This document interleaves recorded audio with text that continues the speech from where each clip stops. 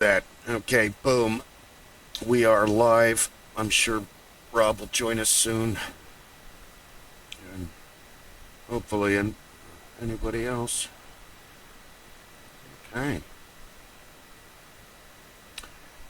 We should have made more of a deal about episode 50, really. But, hey, 51, here we go. It was the first stepping stone.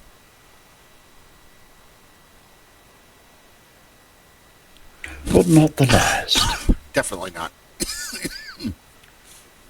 And now, 'tis the season. You should change the title of your stream. Right now, the title of your stream is question mark, might be games, might be a podcast. You should change that to something like the Supreme Council of the Master Geeks Lodge, meeting number 50. 51. 51. Or something like that, how do yes. I do that? All right, looking at your main page. Oh, main page, okay. Like you were viewing your own channel. Okay. Okay. Trying to see where the editing. I'm going to have to go look at my own page to see. Oh, it's stuck on the chat page anyway. It won't. That's the one you want. Streaming elements. Click to reply.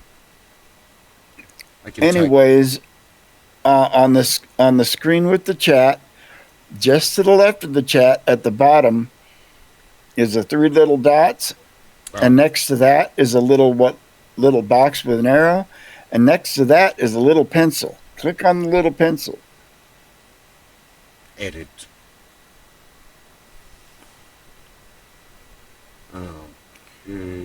You can add gotcha. keywords you want. Like if you want to talk about horror or Christmas or, comic books or whatever your subjects are, you can put up to 12 in there. And that will help bring traffic to the channel because people might say, is there any just chatting that's about, because that's what we're doing is just chatting. So your status, see, where's that? Under the game you choose.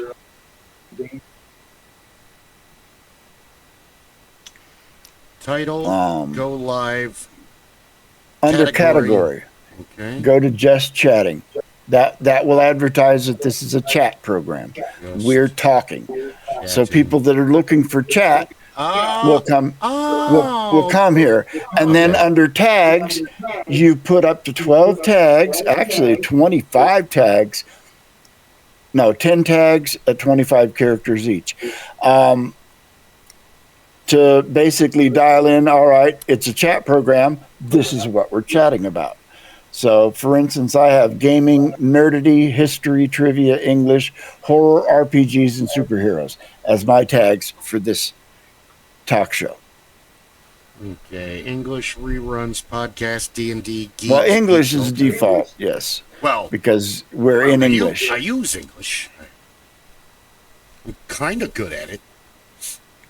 I speak it better than any of the other languages I can speak, which most of the my other languages either boils down to swear words, how to order a drink, or how to start a fight. Where's the bathroom at?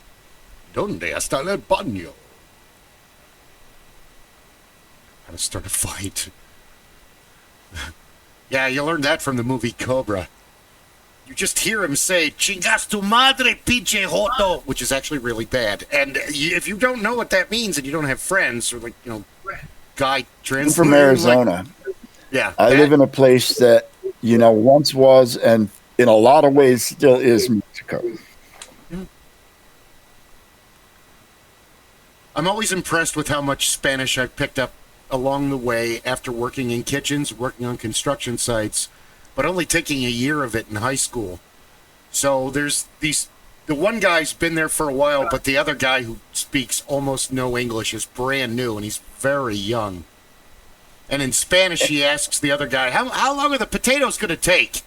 And I've been listening to them talk, and I haven't said much Spanish, and I'm like, Oh, about 20 minutes. And he just looked at me, and I'm like, what?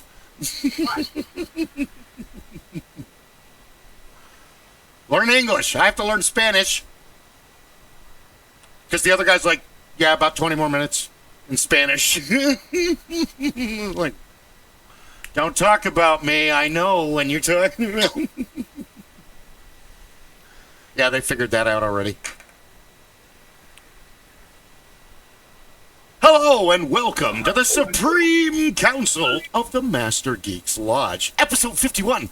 My name is Bill Kelly, Hornswoggle the Great. I am one of your many geeks among the council, and with me tonight so far we have... Rob Marsden, also known as Jingo the Fool. I am the lead game master, only game master, at my Twitch channel, The Ship of Fools, and been a game master other places from time to time. Catch me at Game On Expo. I'm going to be running Castles and Crusades there coming up in March. And maybe we'll have to set up some chat bots to throw that information out. Remind me about that during the week. Hey, let's set up some chat bots. We'll do that. I'll remind you. And I'm Rob the Blacksmith. Yay! Enough said. And yes, he is really a blacksmith. He's got the anvil in the forge and the whole 9 yards out in his shop. We have the videos to I like prove to it. beat on hot metal and get out my frustration in a very confined space. Therefore, I'm safe when I go out in public. And what do you call that? Hammer therapy. Hammer therapy. Hammer therapy. I love hammer. And remember, kids, don't mix your whiskey and your forge time. Oh, no, Too much remains separate. no. Alcohol's for after the day's over, No. not during. At work, sometimes I tell people, it's like, I need to go home and spend time with my emotional support couch. I frequented last year when I was working security, so I was going to Circle K because I would come home and it's after 11 or it's after midnight or it's after 3. Everything is closed. And I didn't even realize what time it was. And I'm like, hey, can I get, a little thing at Jim Beam? And he's like, no. I'm like, well, what? And he's like, it's after 2. Oh my God, you're right. I'm terribly sorry. Here, break the law for me. No, we're not going to do that. And then there was one day when I was going to the ranch and I was up super early and the night guy was still there. And I'm like, I need, just gas. And I think I got like a, iced coffee or whatever. No bourbon? No, dude, that's for nighttime. I won't get anything done. I have like a whole list of shit I have to do. What's wrong with you? Once that comes out, it's relaxing. Yeah. Not going anywhere, not doing anything. Art, you can get away with it, but like doing the forge or doing something a lot more, no, you're going to hurt yourself or somebody else. It's not. No, thank you. I like all it. of my fingers equally. Yeah. There's none of them I disfavor enough to want to hammer off. That's right. This is the most injury that I like to have if I have to have one in the forge. And that's because I was trying to utilize a fastener that was not rated for that level of support. Ow. So even I make mistakes, ladies and gentlemen. It's not as rare as you might think. Yeah, some of the things that my dad, the wisdom your dad taught you. He's like, one of the things my dad says, if you break your tool, you weren't using the right tool. On the subject, if you hurt yourself, you probably weren't using the right tool. Yeah. I hurt myself today at work, and I had that I'm a dumbass moment the split second before I did it. I'm changing the filter in the fryer. The first time around, I turned it on and stuff came out, and then it's leaking, and now they called, like an actual, one of the hoses is split, is what it looks like. I don't have a spare hose, so call the dude. That's his job. That's 500-degree grease. We can't just cut a piece of the garden hose off and put it on there. It'll work once or twice. I mean, maybe. So I dropped the filter is just a metal rectangle with kind of like a Palantir, or I'm sorry, the fin, because it sucks it through the. Anyway, wasn't even paying attention. I dropped it in the hot oil, and then when I got it up, I immediately grabbed it. And my hand was a half a second faster than my brain. My brain went, no, wait! And then I was like, no! 53. Still stupid. All right. Yeah. Yeah, walking around holding ice. No I bueno. have those days. Yeah, well. We have a saying at work on the days where, you just can't get it right. I can't brain today. I have the dumb.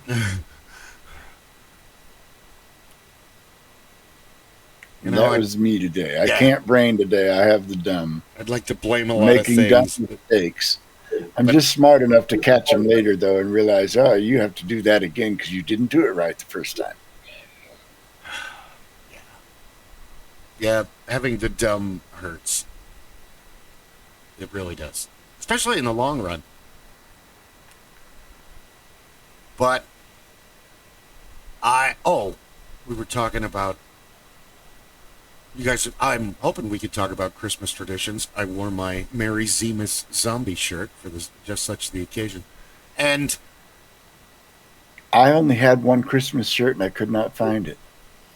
And it was one I got from a loot box, and it looked like 8-bit pixel art.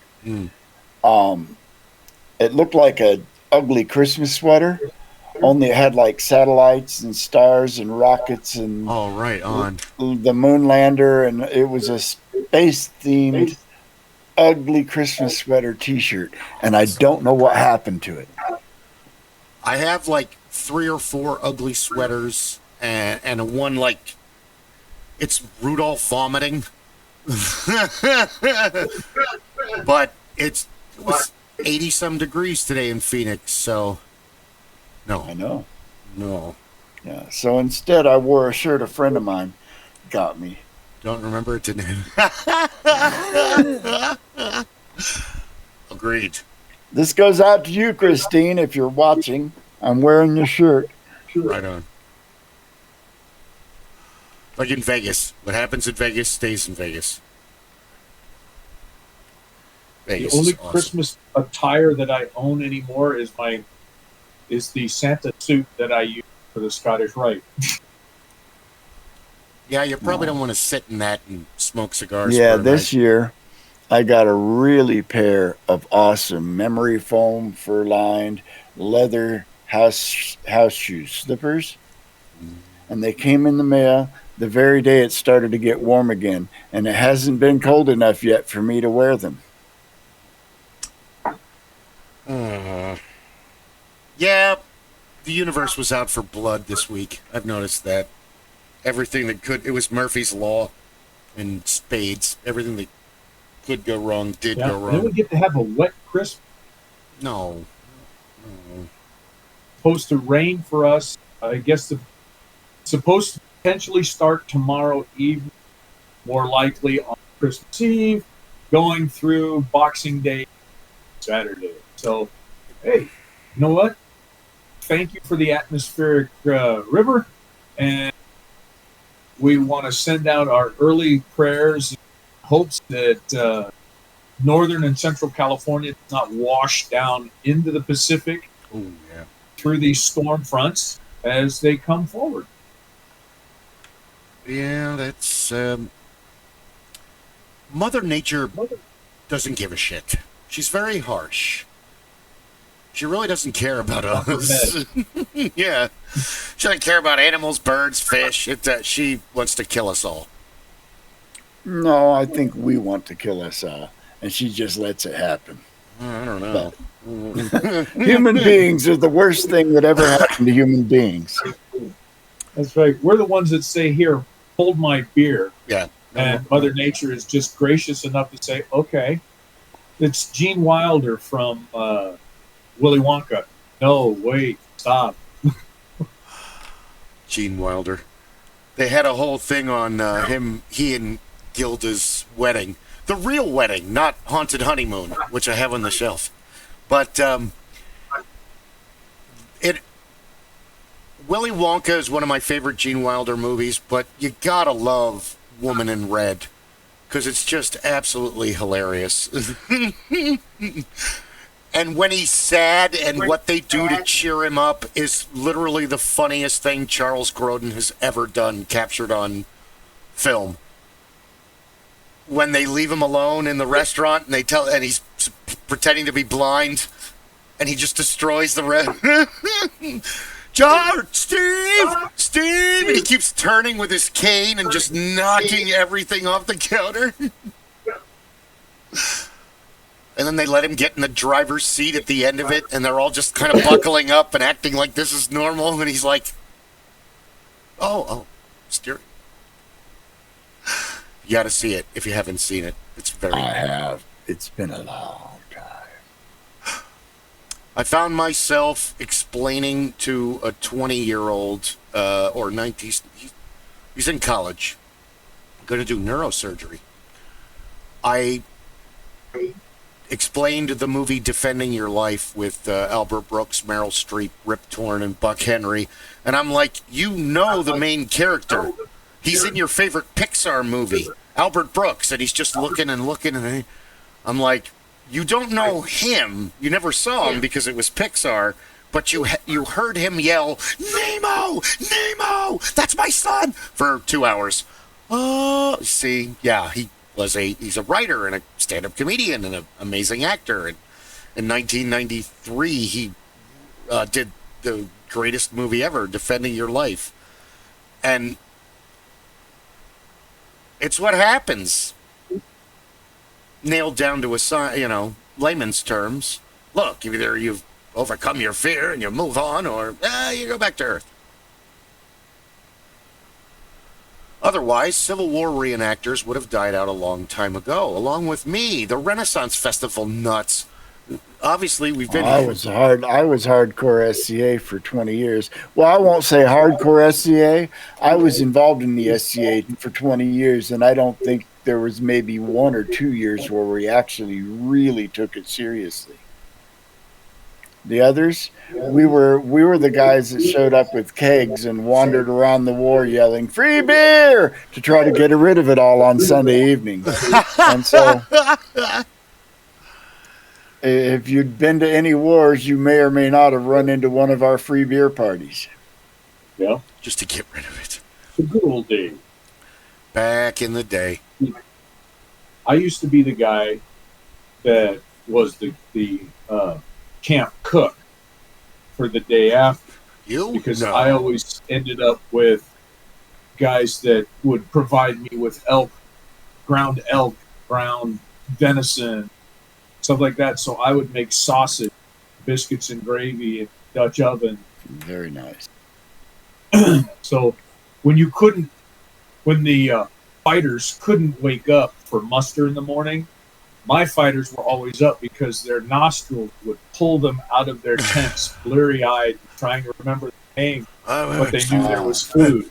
See, I was our spirit master. I made the jungle juice, and I usually arranged the kegs of beer. I remember the one year me and my buddy decided that instead of getting the Budweiser or whatever it was that we normally got, we got a keg of Samuel Adams instead and didn't tell anybody at first. Some people weren't ready for a real beer. No. I sent to the group chat the days of the year. Did you guys look at the days of the year? Not look at the days of the year. Okay. I apologize. I did not do my homework. Oh yeah.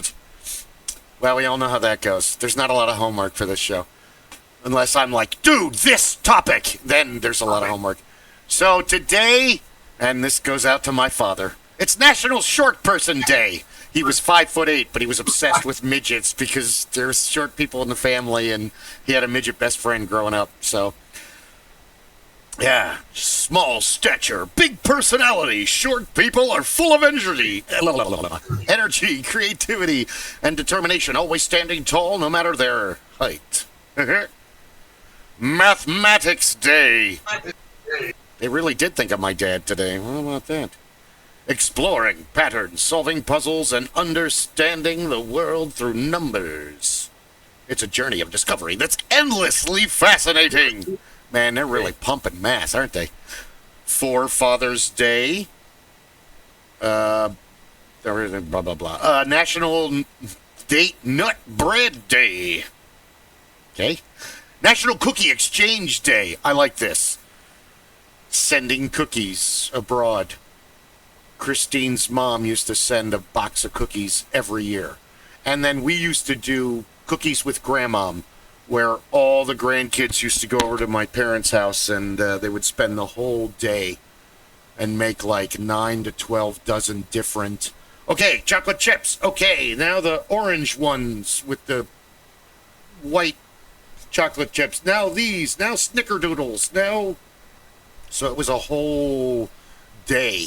And that was the day where it was like, okay, what don't we have yet? Let's do a Christmas dry run. Because it's like 2 weeks to Christmas. Then we bring everything out of the hiding places and get it all ready and get it all set up. You know, because Sanity Claus can't do all the work himself. So then that was like, okay, we're missing this and we're missing that. And because, like, it's a shame Ron can't join us, but he's super busy with work. They've been doing I can't talk too much about what they're doing is Discover because I'm not supposed to know, but stuff's going on. Anyway, that every kid across the board got a limit. So it's like all you kids were spending this much money on each one of you kids. This is as close as you're going to get to, because you know when they're little you go crazy, but when they get older, hey. Here's your limit, and then when they get really older, here's your cash and your limit, you know. That's my kids are all adults. They get gifts for their birthday and money for Christmas. We decided go ahead. I'll say the only caveat I give them on when I give them money is don't spend it on bills. It's gift money, go spend it on fun. Go spend it on things. Yeah. If you need bill money, I help with that too. But this is not bill money. This is gift money. Enjoy it. Gifts. Thursday morning, I am going to miss, for the last 3 years, Dad was kind of the glue of the family, and, well, we just haven't been able to get things all ironed out since his passing 3 years ago, but now it'll be, because 22, he died a month after Paul died, and I miss the strongest eggnog I've ever had at 9:30 in the morning on Christmas. How's your eggnog? Do you want another one? Okay, 2 more and that's it. Okay, how about now? I have to drive home. It's just down the street. Yes, and we're all going to arrive there alive. I'm drinking water now. Oh, just 1 more. You can crash out on the couch. I can sleep in my old room. How about that, Dad? I'll just sleep on the floor. But yeah, I miss that. I miss I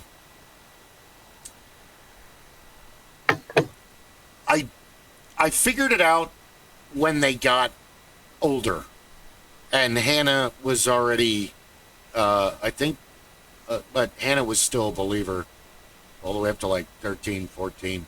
You play enough D&D, you have an answer for everything. Well, how can Santa get in if he doesn't have a key? Oh, that's easy. His belt buckle is, it has a knock spell on it. It's continuous. He could do 1 million of them in a night if he wanted to, and he does. Continuous lock. Yeah, no other DM on the planet is going to allow that.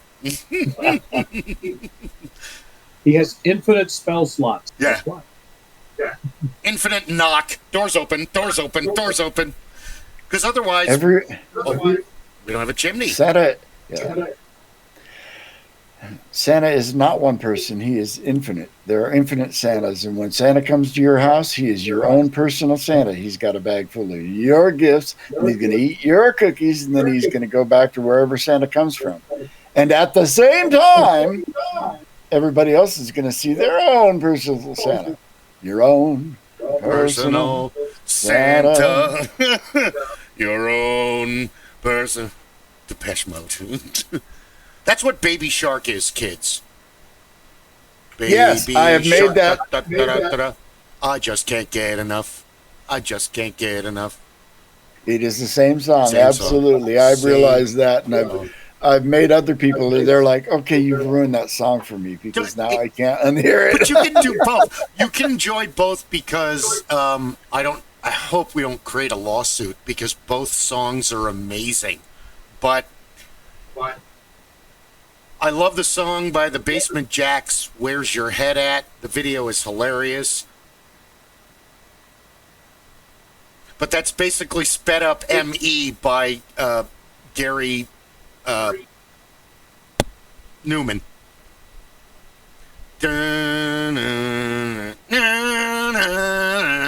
Where's your head at?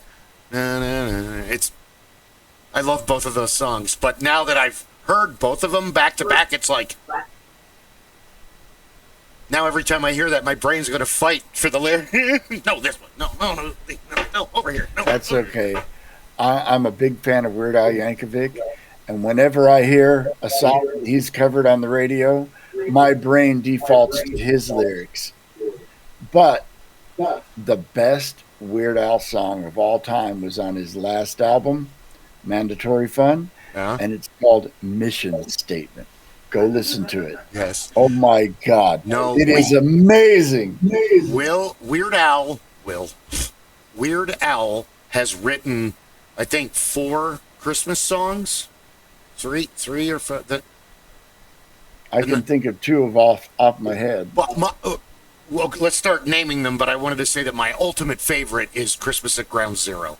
I probably listen to that song 200 times from October to the middle of February. Yes, every year. It's great. I think it was The Night Santa Went Crazy. I like that one too. But Christmas at Ground Zero is just... It's the allure of the song Sukiyaki. It's this beautiful sounding song that when you finally get the translation for the lyrics, I look up when I walk because I see the stars through blurry eyes because I can't stop crying because you left in the summer and now it's the fall and I can't go on. And I thought this song was about happiness, and well, it is about love, but the other end of love. No, it's the ultimate heartbreak song, but it sounds like something the Monkees would fucking write, you know. Oh, are we 6 minutes in? Am I allowed to start swearing? Yes, we're a half an hour in. Yes. But yeah, if you can get I'll post it so you can hear the translation. And he's one of the guys that went down. He was like Elvis in Japan. He was like super uber famous. Like he was in movies, he was in and in 1982 when he was older, there was a plane crash that they had like 20 minutes as it circled down and all of them died, and he wrote out a letter to his wife on the back of the headrest in front of him about how much he loved her and what she meant to him. And wow, that's messed up. It's the ultimate love story. Because he was, I mean, I'm Elvis, you know, and Japanese Elvis.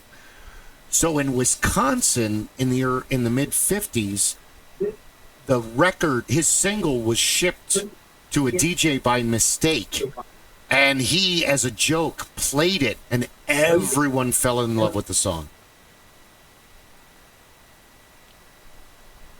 More weird history. But back to Weird Al Yankovic. I have seen him twice in concert. Once when they just do he plays a video, and then he comes out in a costume, and he does like 3 or 4 songs, and then he plays a video, and then he comes out in a different costume, and he does like 3 songs, and he plays a video, and then it's like, dude, he does like more costume changes than Lady Gaga. Holy shit. I haven't seen her in concert, but I want to. Anyway, then I have to find the video again, but on one Christmas, Hannah brought me a big box, and it was many packages inside of one gift, and it was tickets to the, I have it right here, the Weird Al Yankovic ill-advised acoustic.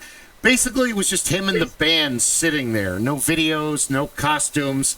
Emo Phillips opened for him doing his comedy. It was great.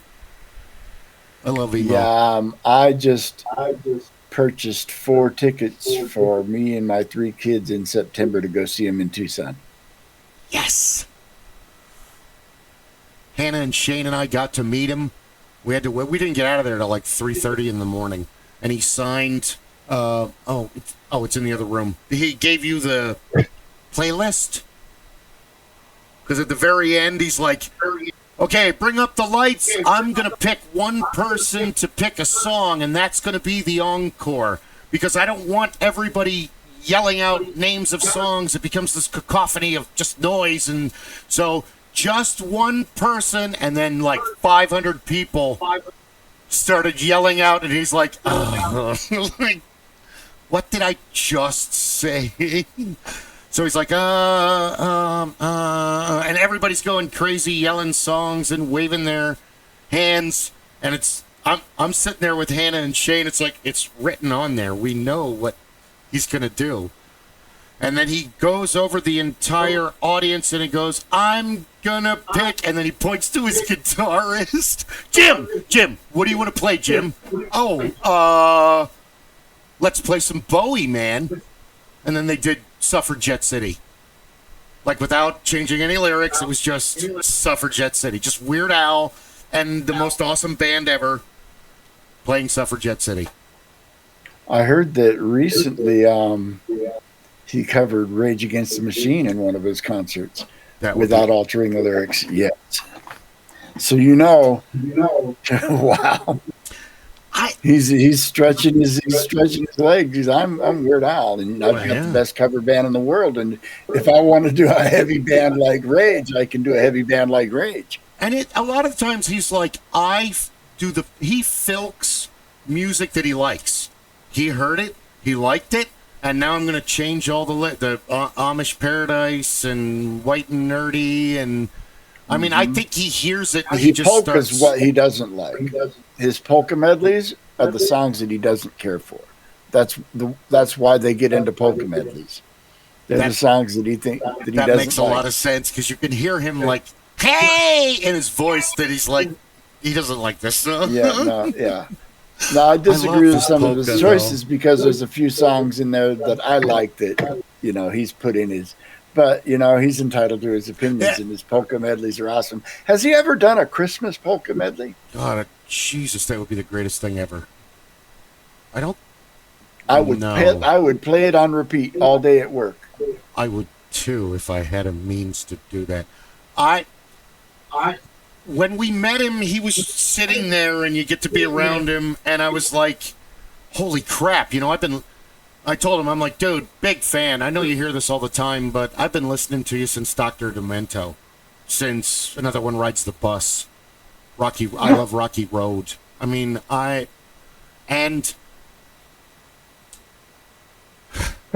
just went for it. I only got a couple minutes to talk to one of my heroes.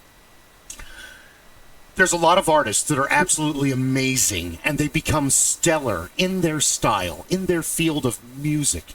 But it takes a true genius, virtuoso, to play everyone's style and hit not just everything, but to improve upon it, not just lyrically, but during your solos. So I, in my mind, just think he's half listening to me. This is one of those things. And he just like slowly turns around, Because I'm like, it takes real, genuine talent to copy everybody and come up with your own shit on the accordion. And he just gave me the weirdest look. Like, he didn't know. I don't know. He's met a lot more people than I have, and he probably knows reading people a lot better. And again, it's like 2:00 in the morning. So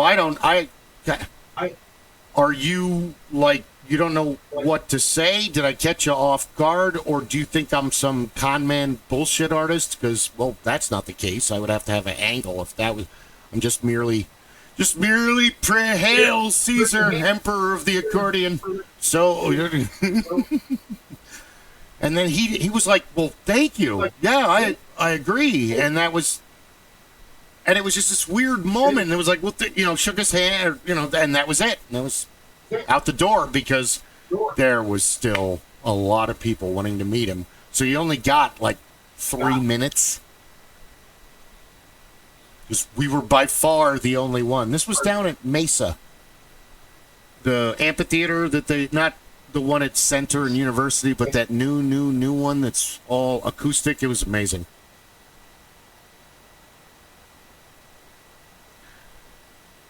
Christmas at Ground Zero. Looking forward to it. There's panic in the crowd. Yes, I remember. All right, I'm going to throw out oddball Christmas that popped into my head as I was listening to you guys. All the virtues of, as you so aptly put it, an incredible virtuoso. Not only is he an exceptional musician in his own right, like you said, he could take the accordion and bring things out on it, but he's able to score music, he's able to write music, to bring lyrics forward. And I had to look it up to remember that I was seeing, I believe Louis Armstrong had done, is that You, Santa Claus? Yeah! Every year. Well, you know who covered that much later? Yes.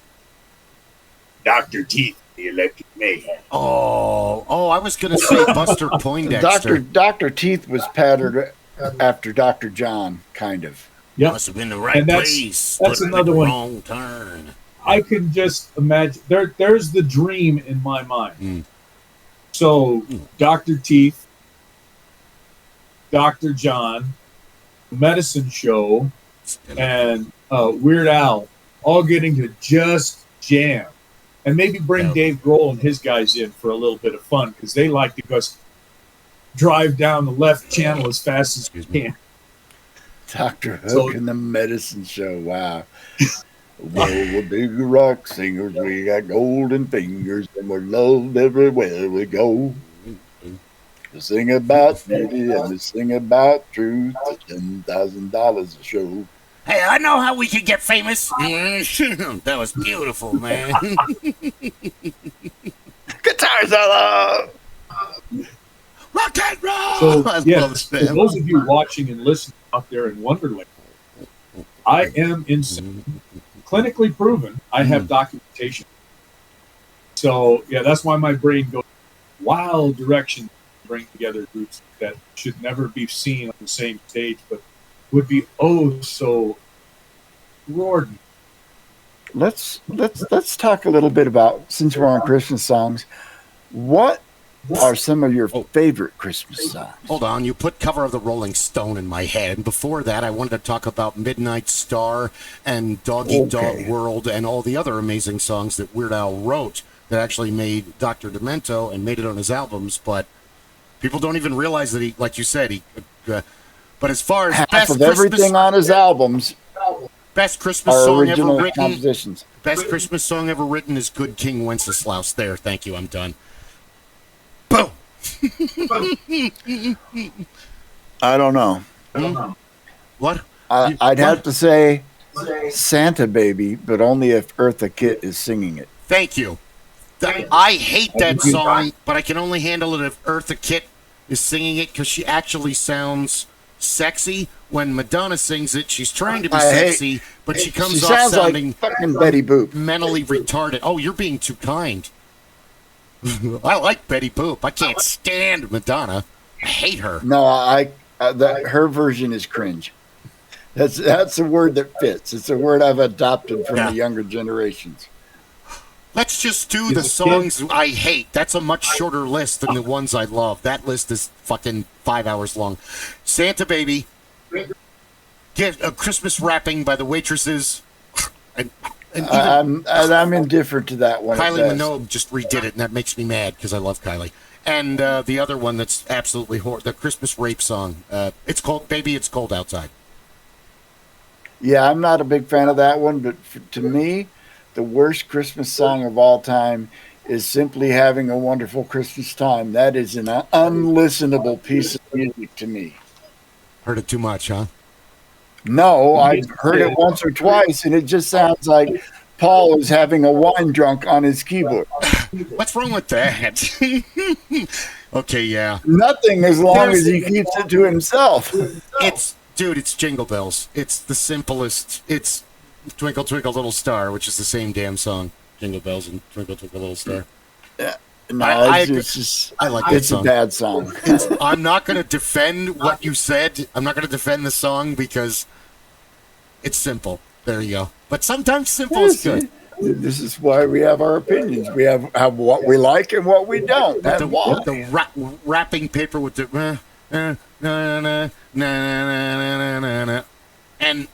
that in '93 I worked at Merry Go Round, which is for fashion. Jenga jeans, and I had no business working there. But I became the district stockman. So I was, every time there was a delivery, I was there putting it on the shelves. And so it was all right. It was just under 40 hours a week. But that song was in every store on repeat. Like every 15th song, that song. Where's that sharp box cutter? Stop. Now, regarding Christmas music, Chipmunks, yay or nay? Growing up, I had 3 Christmas records that were of ultimate importance to me. One was my Gene Autry record, his Christmas record that included his version of Rudolph the Red-Nosed Reindeer, and my double album of the Chipmunks Christmas. We had it was I so wish I still had them.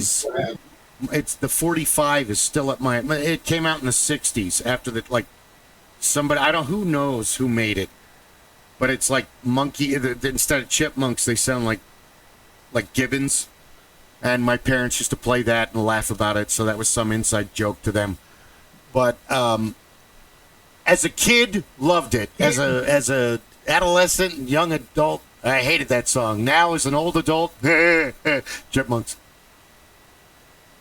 I want a hula hoop. As a kid, yes, I love it. It was not Christmas until my father warmed up the old tube amp stereo and put the original first press, Nat King Cole, chestnuts roasting on an open fire. On the original first pressing stereo. Greatest voice of all time, in my opinion. And it coming through those warm tube amplifier speakers, that was with the only way it could ever sound better was at Grandpa's Ranch on old tube radio, drawing it in out of Salt Lake City or Los Angeles.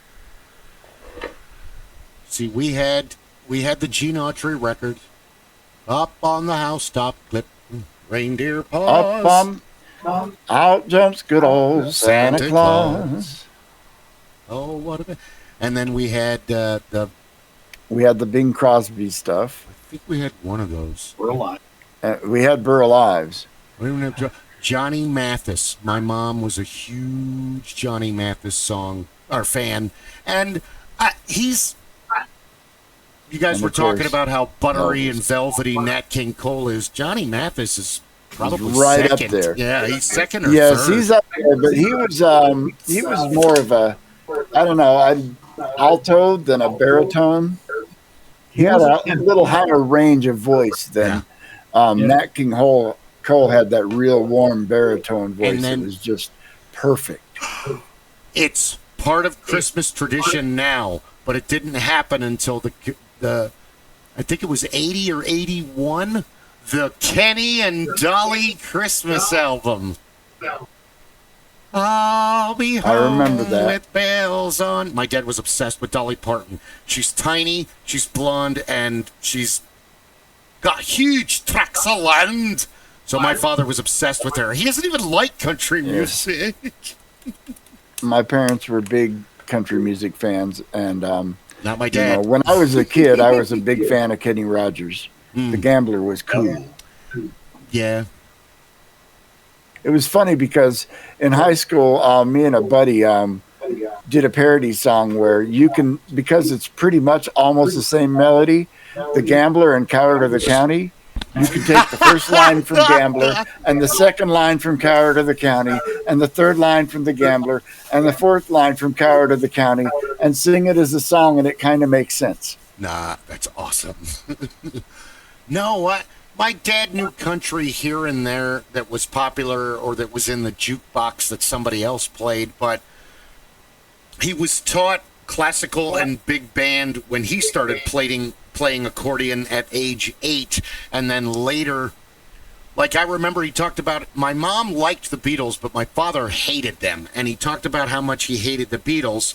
And then I went through their record collection, and there was a lot of like Please Please Me and Love Me Do.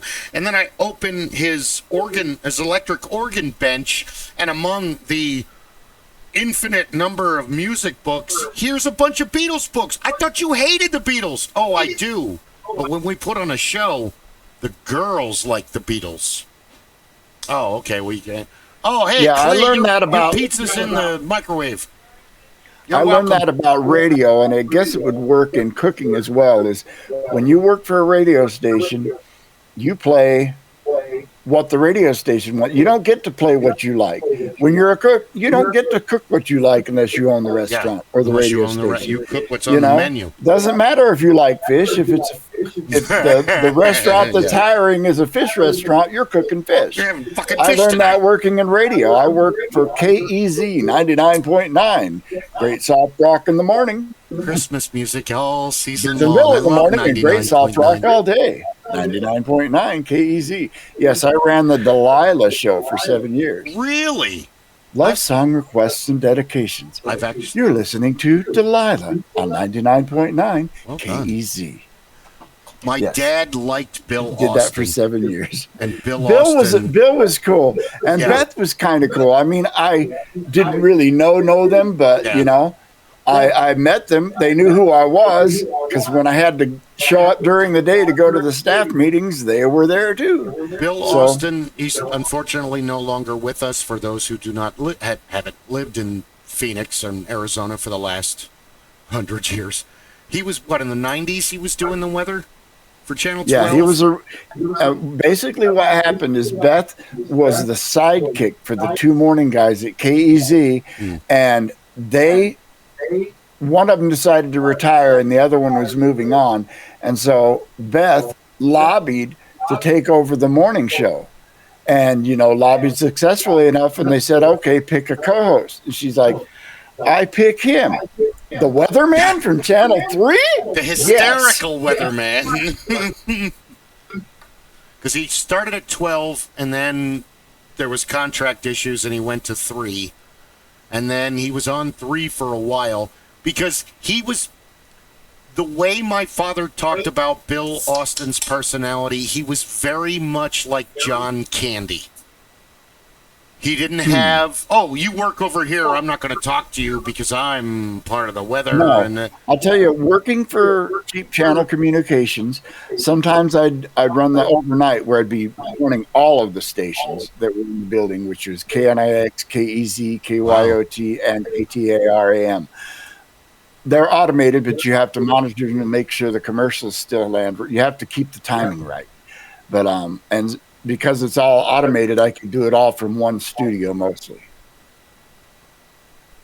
But I'll tell you for the most part, radio people are very amenable and open because you don't know who they are out in public. They could be standing behind you in the grocery line and you wouldn't know who they are unless maybe you heard them speak and recognize their voice. But Or- Tim and Willie from KNIX, the morning show guys from KNIX for many, many years, these are guys that if they saw you in the hallway, whether they knew you or not, they would stop and talk to you. Yeah, Hey, how's it going? What's up? Hey, check out, and just shoot the shit with you for a Yeah. couple of minutes, because that's who they were.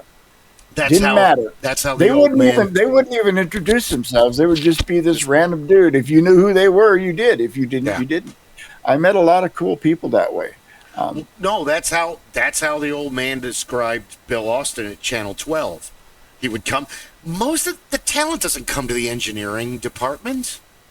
They're in their office all day, or they're on, doing research, or they're doing this. They'll come down and say, "Hey, can you do this effect? Can we do this thing?" And they'll either be like, "Yeah, sure," or "No, that's not possible." But Austin made it a point to go to the engineering bay like every day and talk to everybody. Like the way there's a story about John Candy where somebody's dad got a job at SCTV, the station, not the show, and he didn't know who anybody was, and it was his first day, and he sees this larger guy talking to a group of people, but the dude is kind of he looks like a laborer. So he asked him, "Hey, this is really heavy. Can you help me move the other end of this? We'll just, And he was like, "Oh, hey, sure, no problem. Let me have your, hi, I'm doing this and that." And they're moving it onto this wheeled cart. And all of a sudden, one of the production crew with a walkie-talkie and a headset and everything, "Mr. Candy, they need you in makeup right now. You're about to go on scene and be in the show." And John Candy's response is, "Okay, just tell him I'll be there in 1 minute. I got to help the equipment guys move this thing." And that's how Austin was. He was very, like you said, the Tim and Willie guys were. He was very into everybody that worked in the station, not just the important people, not just the people in front of the camera, everyone. Yeah, they kind of figured it. The way it was is, it's a radio station. If you're in any part of the building other than the lobby and you act like you're there, you're part of the in crowd. You're here because you belong here, and I'm going to talk to you like you're part of what belongs here. And radio is very much like that. And there's a high stress level of radio, and there's bulletproof glass at the office downstairs off the street, because people get mad at the news and then they try to attack the receptionist behind the desk. It's like, when I started working for Clear Channel, we were in the old Owens Broadcast building. Do you know where that's at?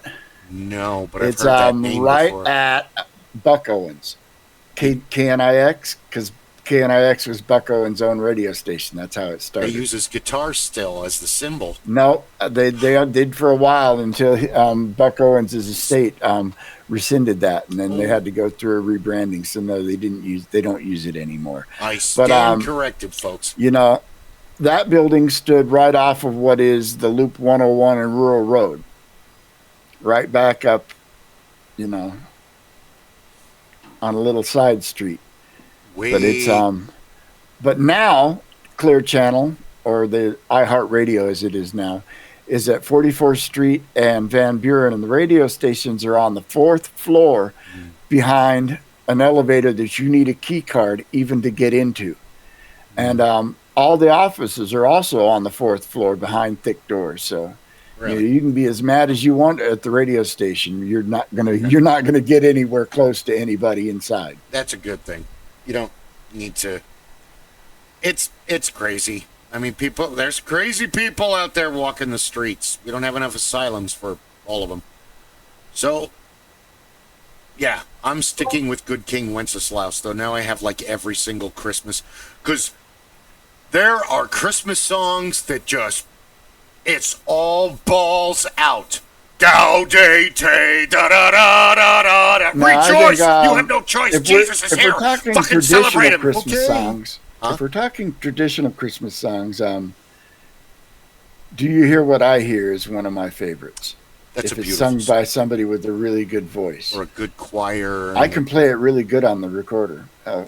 We should have a folk We'll have a Christmas jam improv session. jam. Yes. Where are my bones? Where's my boron's in the closet? It wouldn't work over Discord because we're all each on like a half a second delay from each other, so it would never line up. No, not really. But also Carol of the Bells, and especially done... Ding, Fraser, done. Ding, Fraser, done. Ding.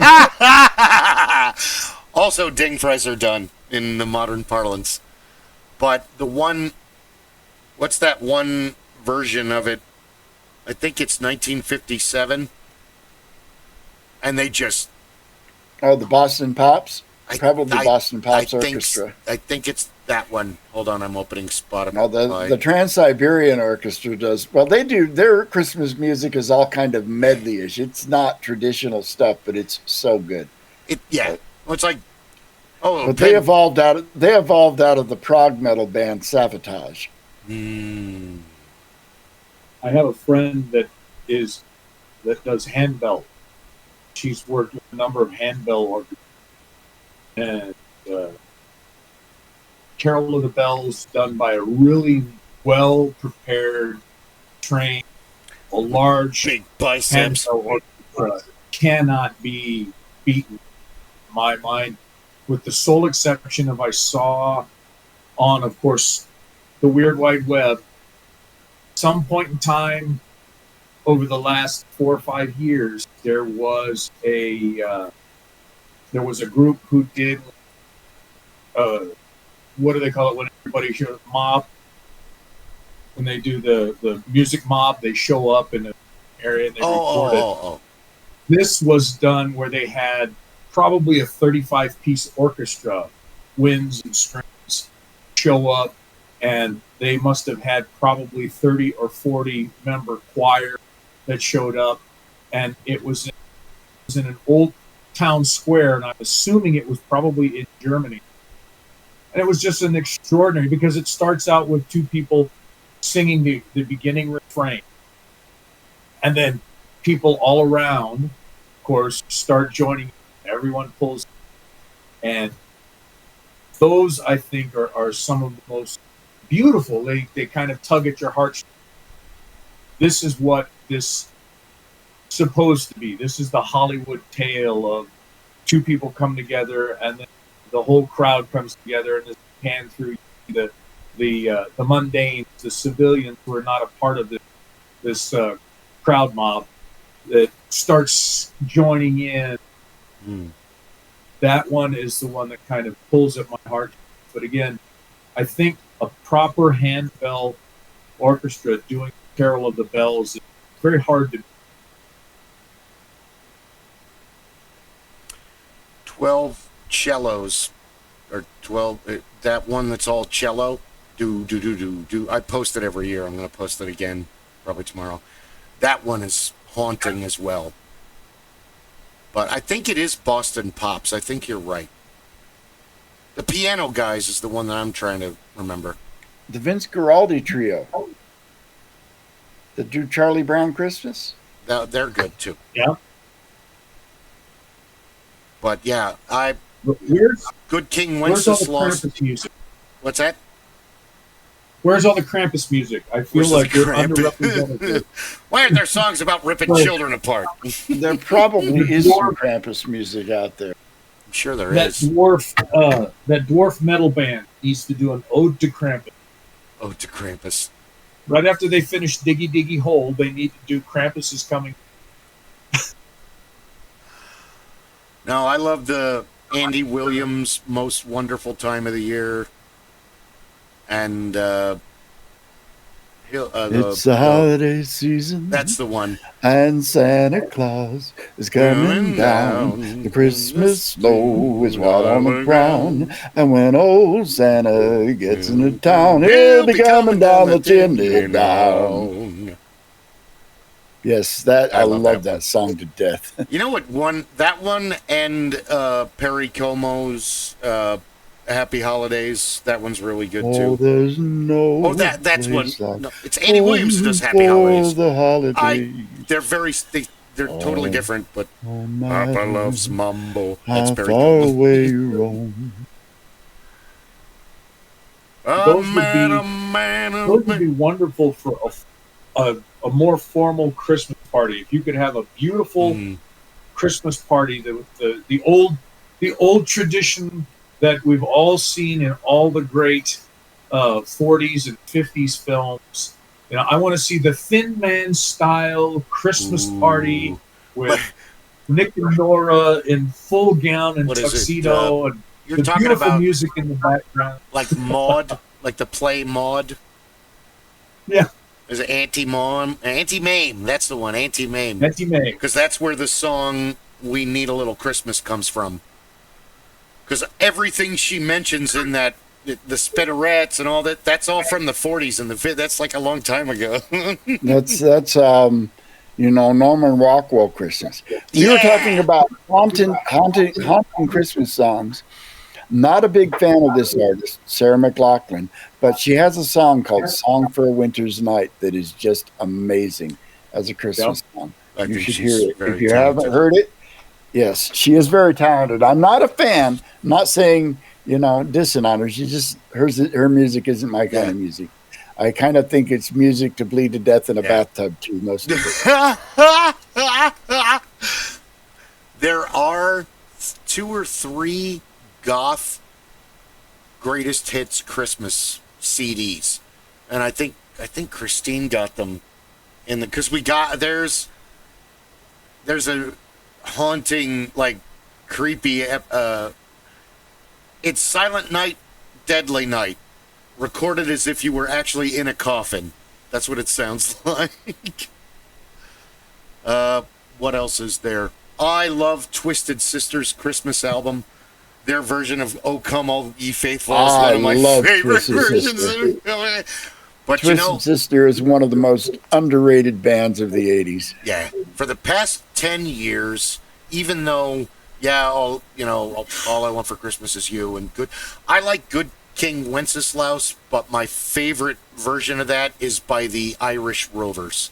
And they also do a really good version of Mrs. Fogarty's Christmas Cake, which is a funny song about a woman who puts everything in her Christmas cake and they eat it and everybody gets sick. So that's fun. But yeah, their version of "O Come All Ye Faithful" is my favorite version of that. I just posted the video where the band just appears and they turn her into a rocker. And what's another good one? There aren't enough heavy metal Christmas albums.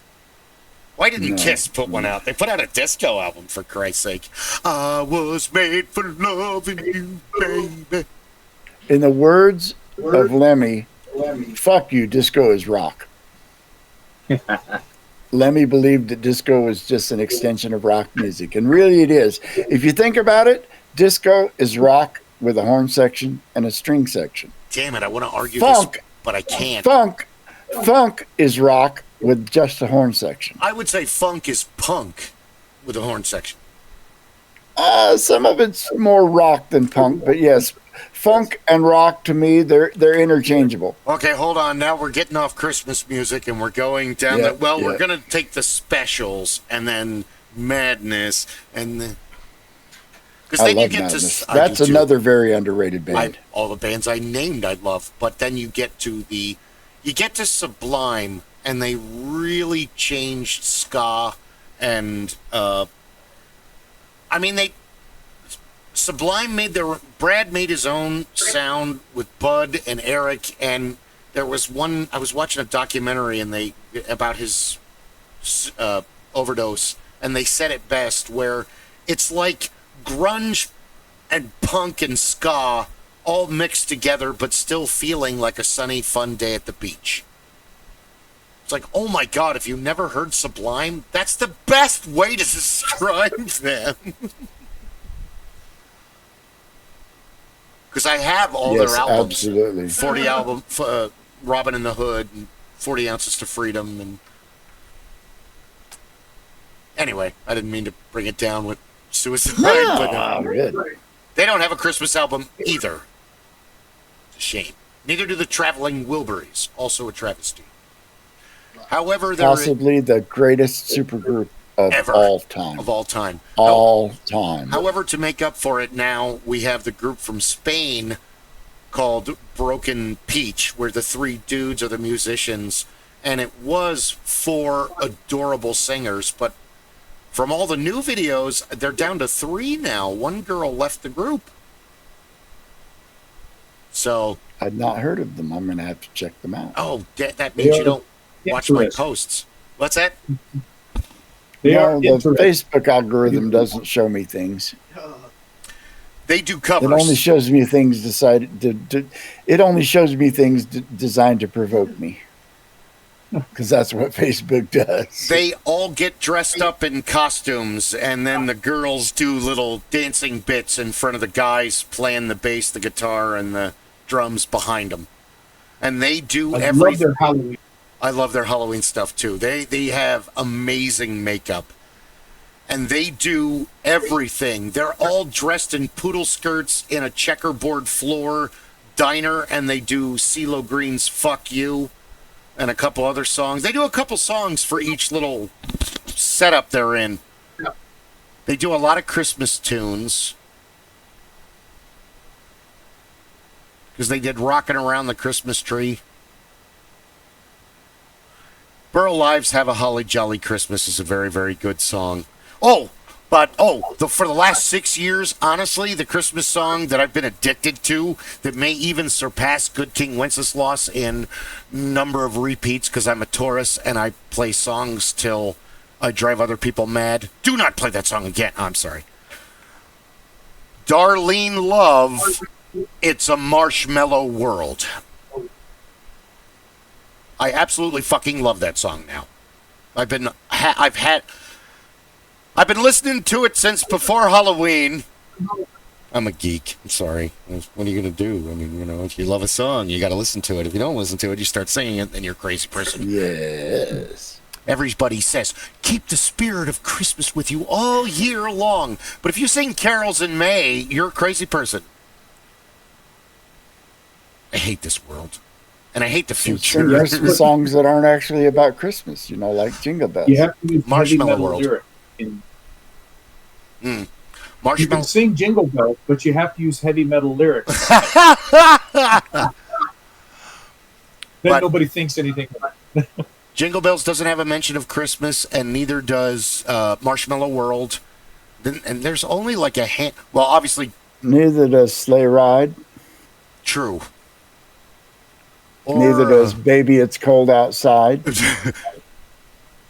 What's in this There drink? are so many. Baby, there's roofies in They're here. about the holiday season, but they're not about Christmas. Yeah. I'm dreaming of a what? One of my favorite modern, and modern is only because she's a modern singer. But I love Lorena McKenna's albums. So Yeah. amazing stuff like that. Some of that stuff is just. But then again, I'm an old Renaissance gentleman. I was an SCA. I enjoyed getting my head pounded in every February and you being don't. in costume and armor, and so her music speaks to that. And of course, her Christmas stuff fits with all of that. I don't have her Christmas stuff on ye old MP3 player, but I do have, what is it, the one with the Highwaymen and the Mummers Dance and Marco Polo and all that. There's like 5 other songs. It's good. But I have to say that as far as Christmas albums go, in just one after the other, and Christine had them all, whether I bought them for her or she bought them herself, were the Medieval Babes, which is a group, an a cappella group with accompaniment that do period Renaissance pieces. I did post their version of the Holly and the Ivy on my Facebook and on the lodge, on the council Facebook. So that was available. Speaking of that, I have. Remember when the Benedictine monk did the chant Yes. series? And all of a sudden, I Gregorian chants were big in the early 90s for some reason. Yeah. I still That have was the same stuff. It album. was published once in the 70s and once in the 50s, the same stuff, pretty much the same recordings. And they keep coming back around. What do you have, Rob? We've cut you off twice now, I each have one of them. us. They did a Christmas album. Sorry. They did? Yeah, they did a Christmas one. I remember buying it and CD, of course, and a lot of that stuff. I had another one that did some interesting stuff. Was the seemingly short-lived on this side of the Enigma had some Yes. Oh, I love her. songs that went along those Sail away, lines. sail away, sail away. Yeah. Enigma's, that's...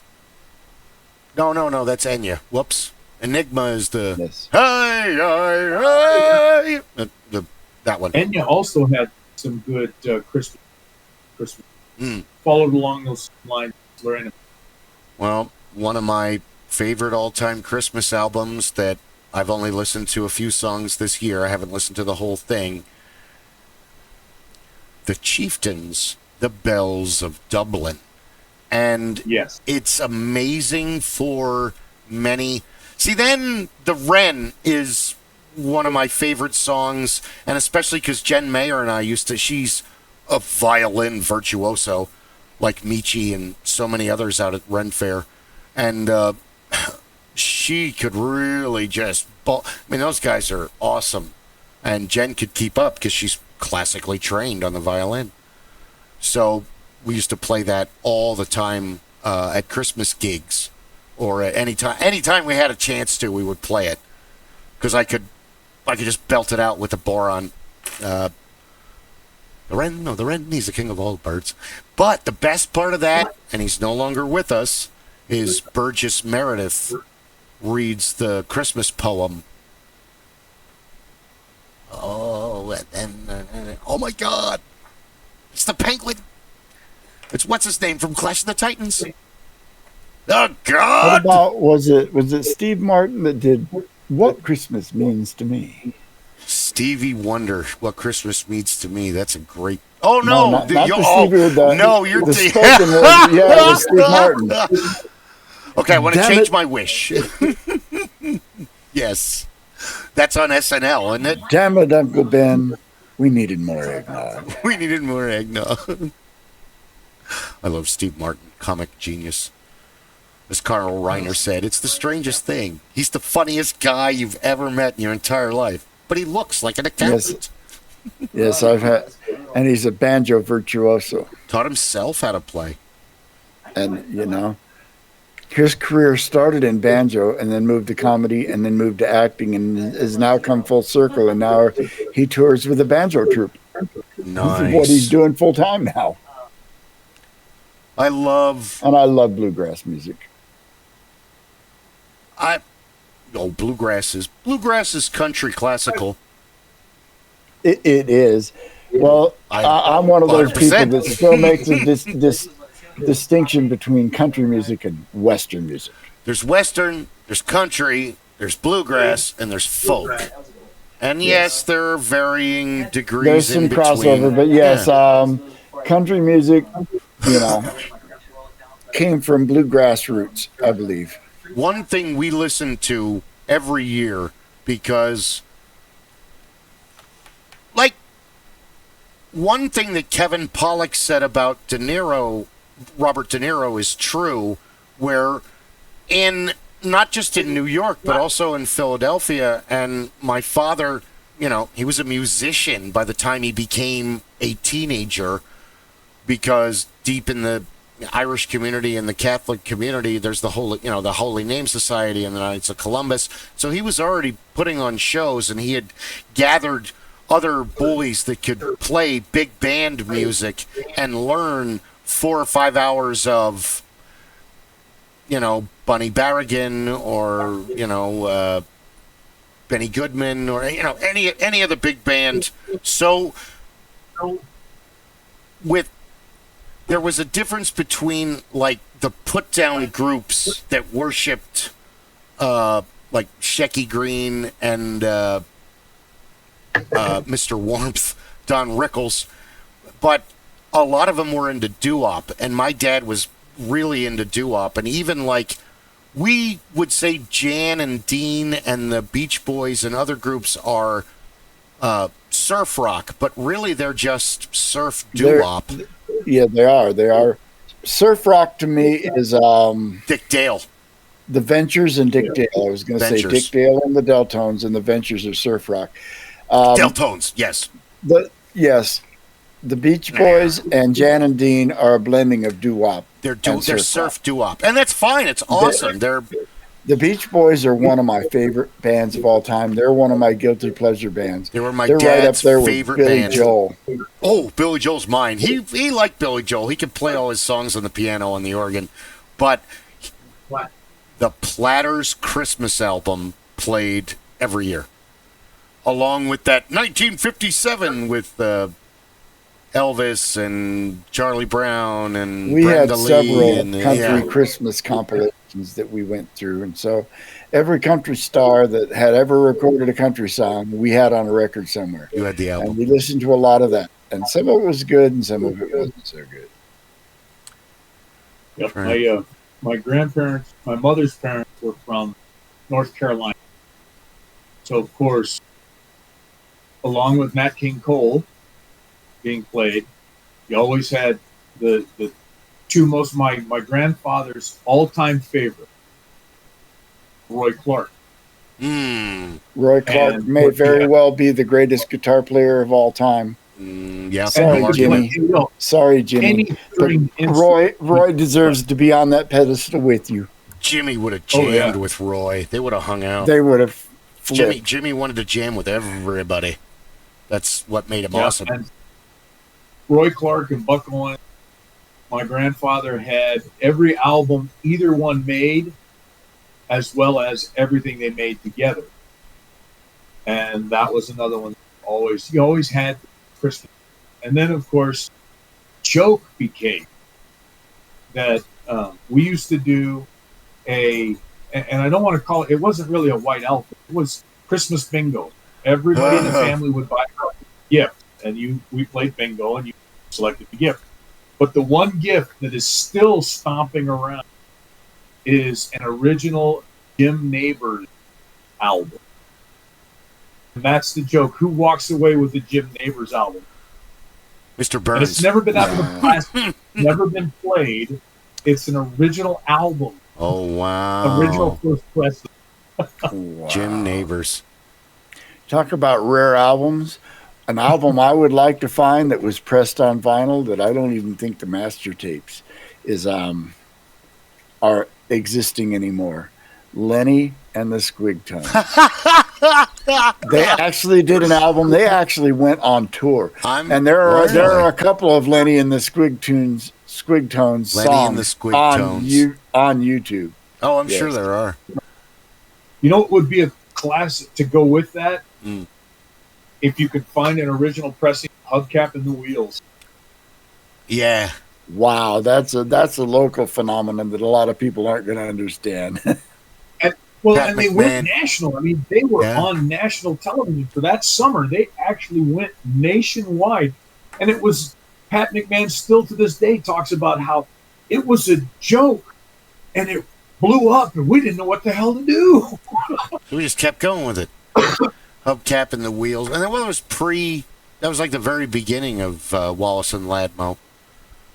Yeah. Which they still call the bags that they give you for lunch. Gold Dust Charlie dropped off. And it became It's Wallace and then Wallace and Ladmo. And they came up with Hubcap and the Wheels. Didn't Ladmo start out as a cameraman? He was a cameraman. Because Wallace was already a clown, I think. For the community college football player. And Bill Thomas Wallace was a solo on that show for almost a decade with Here's Wallace or It's Wallace. And the shame of all of it is that none of the footage remains because each day they would use the videotape from the same tape and tape over it every day. And so it's all gone. It's all gone. Yeah, very limited footage of Gold Dust Charlie and the Wallace and Ladmo, the official Wallace and Ladmo Club, and there's the Arizona Television Radio Museum Restoration, yeah. Have very limited sections. And I think the Musical Instrument Museum, if I remember, Musical Instrument Museum has a Wallace and Ladmo display. Yes, they do. Yeah, I think they have a Complete very with limited Commodore operation. Condello and the whole 9 yards. Both of you keep talking over each other. It was interesting when I went there because when they first put up the original display, I remember seeing a video that I think it was 5 video total, but it had little clips from talking about how it started with Gold Dust Charlie, but then quickly went to it's Wallace and Ladmo. And the greatest part of that was Wallace and Ladmo clips they had. So, but it's always been interesting. Like you said, Rob, there's very limited sections that are still available of any of those black and white clips from the early days. Yeah. And a lot of the paperwork and things. Family has some of it, but even that is very limited. The gentleman that runs the Wallace and Ladmo fan club on Facebook has been working for literally decades to try and compile everything, pull things together so that they can share it open. It's been interesting. On a regular basis, he posts all great information, historical, whatever he can get his hands on, clips and sections and bits. Okay, I have to ask, as a Wallace and Ladmo fan, what was your favorite Pat McMahon character? He had so many. Aunt Maud. Aunt Maud. Aunt Maud when the sergeant, what was his name? I can't remember the sergeant's last, but when the sergeant would show up, anytime he was there, Aunt Maud was just so happy to be there with him. Oh, the police guy, the police sergeant. Yeah, the public information officer for a decade. Man, that's a tough question. I never remember his name. For me, he played it was Mr. Grinchmeyer. Because if you remember, for a while during the summers, in the middle of the day, there would be a Ladmo show. Yes. It was just a half hour, and it was Ladmo and skits and a few cartoons, and there would always be a battle of wits between Ladmo and Mr. Grinchmeyer over that damn park bench. Yeah. I love the wizard character, the superhero I forget character. the wizard. Captain Super? Captain Super was funny. Boffo the Clown? But Gerald is probably the most Gerald famous. was the third star of that show. Yeah, Gerald really was a regular. Gerald was probably the most hated character in a kid's show ever. Because the kids would literally boo Pat McMahon the moment he walked out in the costume with the glasses and the wig on. And they would start booing him, and he would just eat it up. Lean into it. Oh, yeah. He told a story during an interview where the kids it was like a public appearance. And he had to run from the children and get in a car, and the kids were shaking the car. They were so mad at him. And on one hand, he's thinking like, Jesus Christ, where are the parents? Well, on the other hand, holy ratings, this is awesome, you know. The good old days at the state fair at the Lagoon Stage, clamshell there, and because you could see Wallace and Ladmo show every year. How many times did you see Wallace and Ladmo at Legend City? Never. Oh, goodness. There was a Lagoon Stage there, too. We used to go out to Legend City as a kid. I remember that. And I remember that they would show up for all of you people who don't know. In the good old days, Arizona had one baseball stadium. Oh. It was the home of the Phoenix, and it was quite literally a stone's throw away from Legend City, And the zoo. which was the only theme park all of Arizona. Besides Rawhide, And yeah. for the opening day of the Phoenix Giant, they would always, Wallace and Ladmo would show up. Could get a short show there before the Phoenix Giants. And then they used to show up. We used to get to see them at Metro Center, Valley West Mall, at Valley West, Maryvale Mall. Maryvale Mall. When it was an outdoor mall. And you used to see them out in Tempe and Mesa, out at the malls. And these guys were busy. Do you remember the Ladmo restaurant, Ladmo Drive-In? Vaguely. They weren't around for as long as we would have liked. They were like Lenny's Burger Shop. They were, that was it. That was what they did. They had hamburgers and fries and quick food, and they were and everybody, the families loved to go there because the food was reasonably priced. You could stuff a hamburger and fries and soda in your kid's mouth and have a quiet conversation as an adult for a reasonable period of time while they ate. And it had all Ladmo, Wallace and Ladmo themed stuff. So coloring and all the rest of the stuff that went. Oh, wow. I don't remember any of that. I remember passing by Legend City, going to the zoo very young, and then there was a terrible accident and people perished at Legend City. 2 girls got thrown out of the zipper ride and died. And then Legend City kind of went downhill after that because, as the rides started to break down, they didn't maintain them or replace them. So every time you went there was less and less stuff. I got to watch that park slowly die, which was sad because they wouldn't invest money back into it. It was the most robbed train. The most robbed train that went around and got robbed 4 times a day. Yeah, there was a slow train that went all the way around the park because it took you like 40 minutes to ride the damn thing if you rode it. Yep.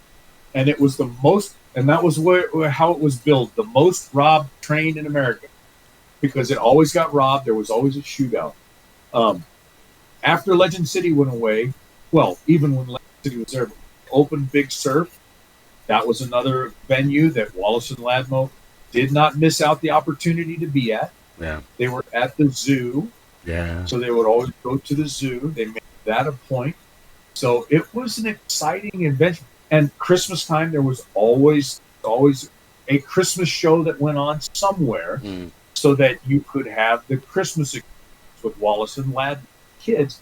And in those days, in Phoenix, you knew what it was. You talked to somebody in Flagstaff or Prescott or Tucson, anywhere else in the state, you really didn't know about it. It was a Phoenix phenomenon. They did a lot of stuff. They were doing appearances everywhere when I was a kid. I remember in the late 60s, Bill Thomas, Wallace, was also involved in the local pro wrestling scene. He was a ring announcer and judge. Really? I remember this because my parents took me to a professional wrestling match when I was a kid, and Wallace was the referee. Nice. Yep. Right on. That's cool. I remember seeing. They were one of the first local programs that they had won at least one Emmy too, didn't they? Children's program.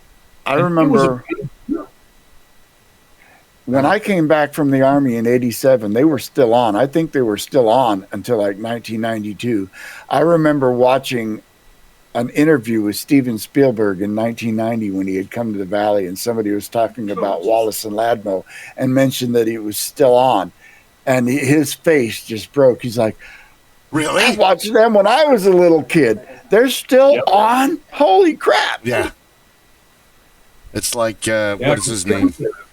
Yeah, Steven Spielberg grew up on Wallace and Ladmo. They were one of the only local programs like that who had ever won an Emmy, if I remember correctly, and they had lasted almost, it was between 40 and 50 years. I don't remember what it was, but they held almost 40. Yeah, children's program, continuously running program, and it was a phenomenon.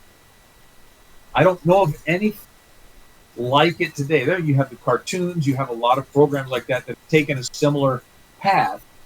They teach, they brought forward different ideas, teach different moral values, like that. But it was so well done. I think the shows now are missing the audience connection. That was the one thing about Wallace and Ladmo, is there were kids in the audience with them every day. And you knew that there was a chance that you could be one of those kids one day. That was my dream, was to get on the Wallace and Ladmo show and get a Latmo bag. Never happened, but got to sit on in the audience twice.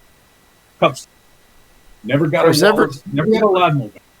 Never got a Ladmo bag, but he got to sit there twice, which was interesting. It was fun. I mean, it was exciting in the old Channel 5 studios. Yeah, it was a hoot. And they talked to everybody. They came out before they recorded, and they said, "Hey, everybody, thanks for coming out. We want to thank." And you felt like you were the most important group of people who have ever been in that studio, because they talked to you. They came out and actually spoke to everybody. Mm-hmm. We want to thank the kids from Troop Number 125, and we thank the girls over here that came over, and all you kids that came over from, and everybody who came out. Yeah, it was. They knew how to play to the crowd. And they spoke to the parents, too. I recognize it now. I had no idea what they were saying to the parents, but the parents were all laughing and having a good time. And now, of course, we understand. Yeah, they knew that, hey, we're here to take care of your children, to give you guys a well-deserved rest for 5 minutes. You could sit there and think while we be clowns. Yeah.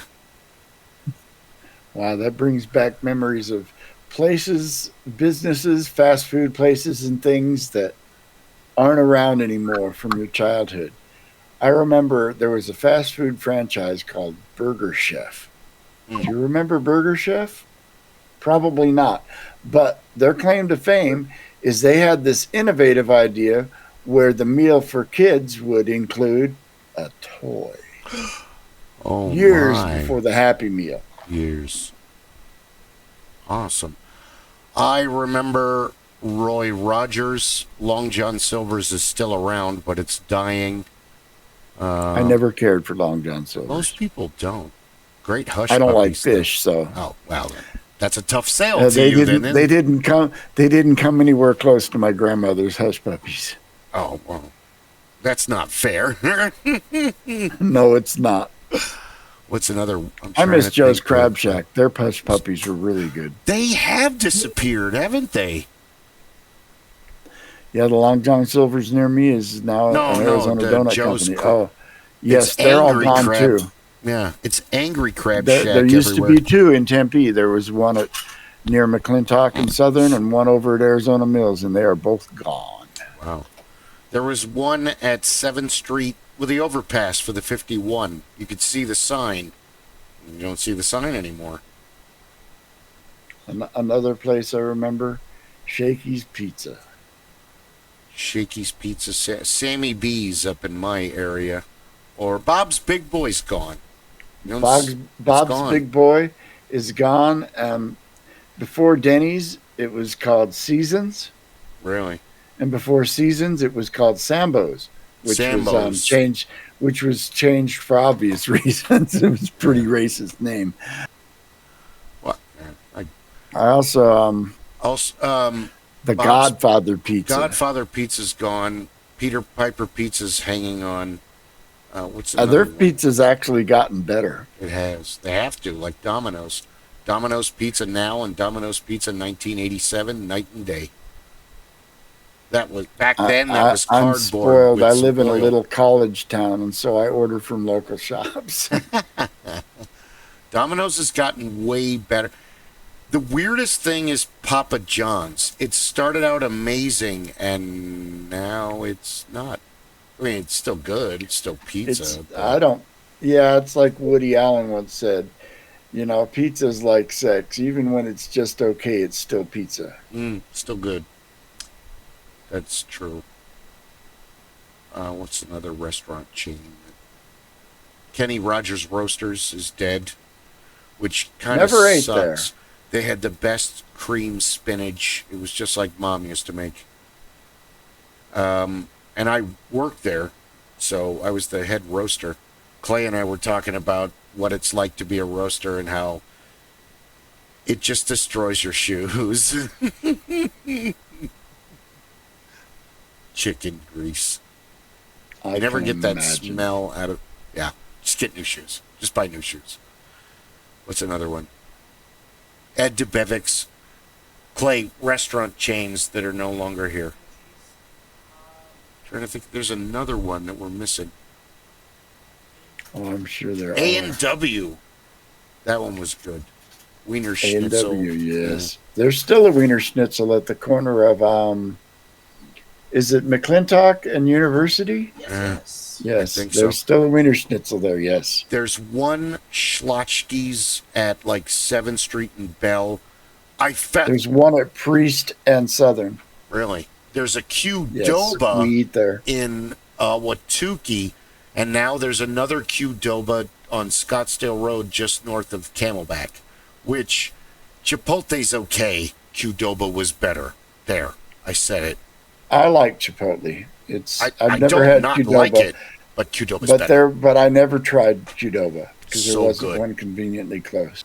There was one right near us, so that was Another easy. thing I miss, Taco Bell is still around, but they used to have this thing called an enchilada. And yes, I know they do now, but what they have now is not an enchilada. It has the enchilada's name, but it is not an enchilada. That was my go-to at Taco Bell when I was a kid. I got a burrito supreme the other day, and I will never get one again because now all my dreams are shattered. And I, like you, got an enchilada every time I went to Taco Bell as a kid. And now that dream is gone. But there will always be chimichangas at Filberto's. Thank the makers, the gods, the goddesses, whoever's responsible for that. El We got a couple of Guadalupe. places. We got a couple of places over here. We have one called Senor Taco, Yes. and it's like Filiberto's, and it costs like Filiberto's, but the food is like a notch above Filiberto's. Oh, If you really? happen to be lucky enough to have us. There's another place called Some Burros that there's 2 locations here in Tempe, and it's restaurant quality fast Mexican food. I'm sad because there was a place called Go-Go China. There was a Tatum and I remember Thunderbird. Go-Go China. And in the beginning, I remember the Burrito re- Bandito up in that part of town too. Oh, the Chino Bandito is still there. It just moved. No, it used to be the Burrito Bandito. Before they added Chinese food, it was just a Mexican food place. And I don't know if it was the same people or not. You don't know? It's Chino Bandito is still amazing. That's in its own class. What's another one that's closed? Because I was very upset about Qdoba, but now that they're starting to come back, I'm very happy. Because those burritos are massive. For the longest time, if you wanted In-N-Out or Del Taco, you would have to go to Blythe. Yeah. I want Del Taco. Get in the car. We have a 4-hour car ride. Yes. First. Nope, we never had Del Taco here. And my wife, coming from California, introduced me to In-N-Out, and it's the second best fast food burger out there, behind the Whataburger, of course. Whataburger, Green Hatch, Chili. Now, she would disagree with me because she's got that California bias. I really the enjoy In-N-Out burger is the best. But actually, they're both amazing burgers. They're both tied for first. The best, but they're cooked different. Yes, the wholesome purity of the simplicity of In-N-Out makes it far superior to McDonald's or Burger King or Jack in the Box the or fact even that the Wendy's. line can wrap halfway across the valley and still only take you 10 minutes to get through it. Something to be said for that kind of. And the menu is like, we have burgers, we have fries, we have burgers and fries. A milkshake or a drink or tea or coffee.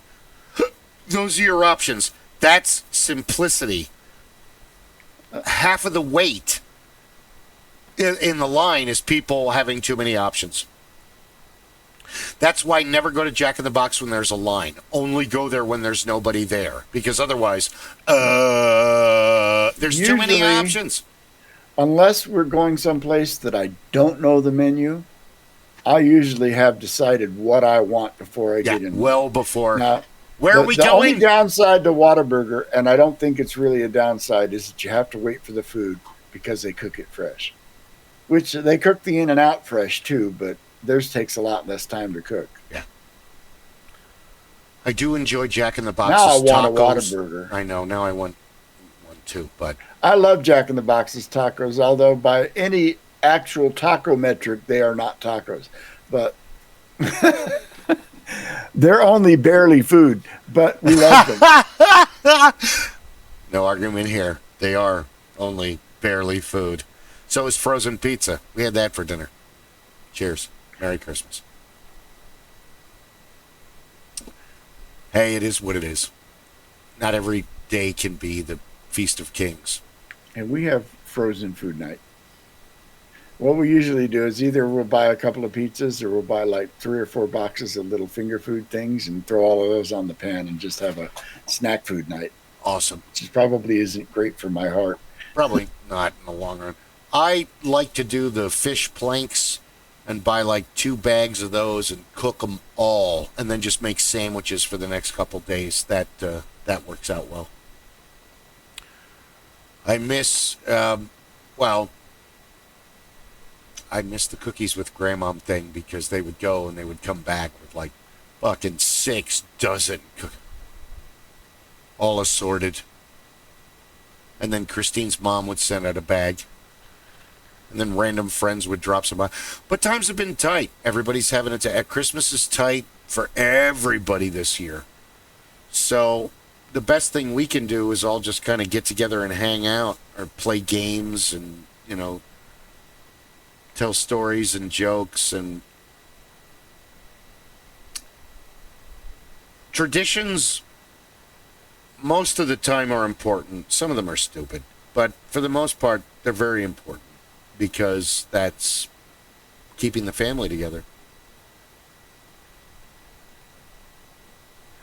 I agree, and you know, Christmas just isn't what it was when I was a kid. I've got the Charlie Brown syndrome. Christmas has become way too commercial. What happened to? It's like I posted on Facebook today. It's like, y'all got any more of that peace on earth, goodwill towards men? Yes. Because we could certainly freaking use some of that now. Agreed. People just being awful to each other. People picking each other over their politics, over their religion, over their music, over, you know, what kind of game you play. Just pick at each other. And I see Facebook is full of, I call them bots. You'll see a post, and there will almost certainly be the post, the highlighted post underneath will either be affirming the post above in a way that triggers people on the other side, or denying the post above in a way that triggers people on the other side. No, I don't have time for that anymore. Oh, no. Not a half day goes by that I don't truly love arguing with bots. Trust me, I don't argue with bots, but I do shit post. Oh, God, I shit post. But I rarely comment on other people's shit posting because, you know, that was, damn it, you made me remember a title I wanted to give myself at the beginning of the show. Lord of Bridge Trolls. I am not just a troll. I am your leader. I'm the Lord of the Bridge Trolls. I don't like to talk about politics or religion on the show. None of us do. A lot of us are deeply different. But I agree, dude, it's fucking Christmas. None of that shit's important. We didn't even get to hear Rob tell us what the cigar of the day is. He's holding it higher and higher each time. He doesn't have any eyebrows anymore because of the... Oh, shit. Rob, your face is on fire. Oh, I can smell it through the mic. Oh. No, remember, gentlemen, I'm a blacksmith. I know exactly how far I can get the fire before my beard inflames. Gentlemen, I'm a blacksmith. You want to watch hair on fire? Hold on a second. Where's that map thing? I have map gas. Let me show you how to light a cigar. Let me show you how to set all this off. Christmas is the best time because it's a time where snow globes to me used to be really cool when I was little. And then when I was a teenager and a young adult, they were really stupid. And as I got older, snow globes are a bubble of time in themselves. You get them, you keep them, you have them forever. They remind you of relatives. Oh, whoops. You have snow globes that you only bring out during Christmas time, and otherwise they're packed in a thing in a storage unit somewhere. So, and then they made them super significant in the Santa Claus movies. Do you guys remember when the music box stores started opening up in the malls? Yeah, I do. San Francisco Music Box Company were a couple of them. So back in the late 80s it started, and the 90s it kicked off. My grandmother had developed a brain tumor. And so she was slowly having the results of that. The tumor lump. So one year for Christmas, I bought her a music box, music box, her favorite little songs on it, something that she still remembered. And I gave it to her for Christmas. And I will never forget it because we're sitting there and my mother was running the gift presentation. Grandma opens up the music box, and I had wound it. I purposely wound it so as soon as she opened it, she could hear the song. And you could see her just, that moment of pure cognition, memory. And my mother decided, she closed it up. She said, let's get to the next one. And my grandmother looked at her, picked it up, opened it, and kept letting it play as she opened up other gifts. Years later, as my mother got to the passed away, my mother recognized the music box, remembered it, gave it back to me so that I could have it. And it was something that I still have here at the house. It was something that I had given to my ex-wife. And when she went about her merry way, it stayed with me. Good. So each year, I open that up, and that becomes that little moment, that frozen moment in time, much like those traditional snow globes. And you remember the original? Now they have all these beautiful houses by the village sets and that.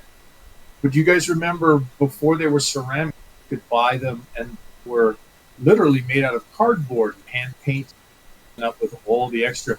And they were designed to put the old Christmas light bulbs back so they could light up. You could put the houses on the trees. Oh, no, I don't remember. I still had a few of those until a few years ago because something else that my grandparents had on their Christmas tree was the entire village that wrapped around Christmas. Wow. So some of those... had a village that sat on top of our TV. Yep. My mom handmade a ceramic nativity set. And then she and my father painted it. You'd think it was made out of platinum, the way it's treated. That's why I love that post I made of the cat destroying the nativity set. Yeah, that would never happen. My mother would lose her fucking mind if they... Get this goddamn cat out of here! This is the best Christmas ever. There was one that I saw that I had to laugh because I've had cats before, and of course the cats always love the low-hanging fruit they could have a field day with. But there was the video was a gentleman who said, my Great Danes like to boop the ornaments, and you can hear the tink, tink, tink, tink as he comes around the corner, and there's two big Great Danes who can get halfway up the tree, and they're booping all of the ornaments on the tree. And I thought, they didn't damage them. They just wanted to push them so that they could make noise. And I thought, now that I can see happening. Yeah. I'm surprised because I haven't had the tree up for a couple of years. We've got it up now. I haven't really put a lot of ornaments on it yet because the cats like to take naps underneath it when the lights are on. And then I put a cat bed underneath it, and Stella, who just left us, she's been sleeping in the bed under the tree. So that nobody's been climbing the tree. It's like they know not to climb it, I guess. Now, when they were kittens, the twins climbed it, but I didn't make a big deal about it, and they didn't like the experience. The cat tree is way easier and much more fun. And it's probably friendlier and softer than that prickly tree. Than the whether it was a real or an artificial tree, either way, it's still pretty prickly. I've never ever had a real tree, always an artificial. Save the environment. Yes, save the environment. And have you seen what a tree will do? We were out at a New Year party one night, and there was a bonfire out there, and somebody came and threw a Christmas tree on that bonfire where it was nice and open and it could breathe. We all had to back like 50 yards away from that fire for about half a minute while that tree went up. Oh, yeah. Now, granted, it won't burn that fast in your home because it'll quickly consume all the oxygen. But as soon as one of your windows breaks or a door opens, it will explode. Backdraft. Oh, no. They will go up. We used to have to do standbys on those demos. And we used to do the demos.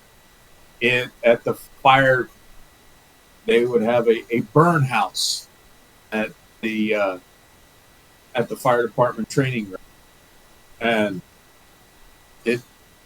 those trees will go up even in an enclosed room. They will go up and build a flashover.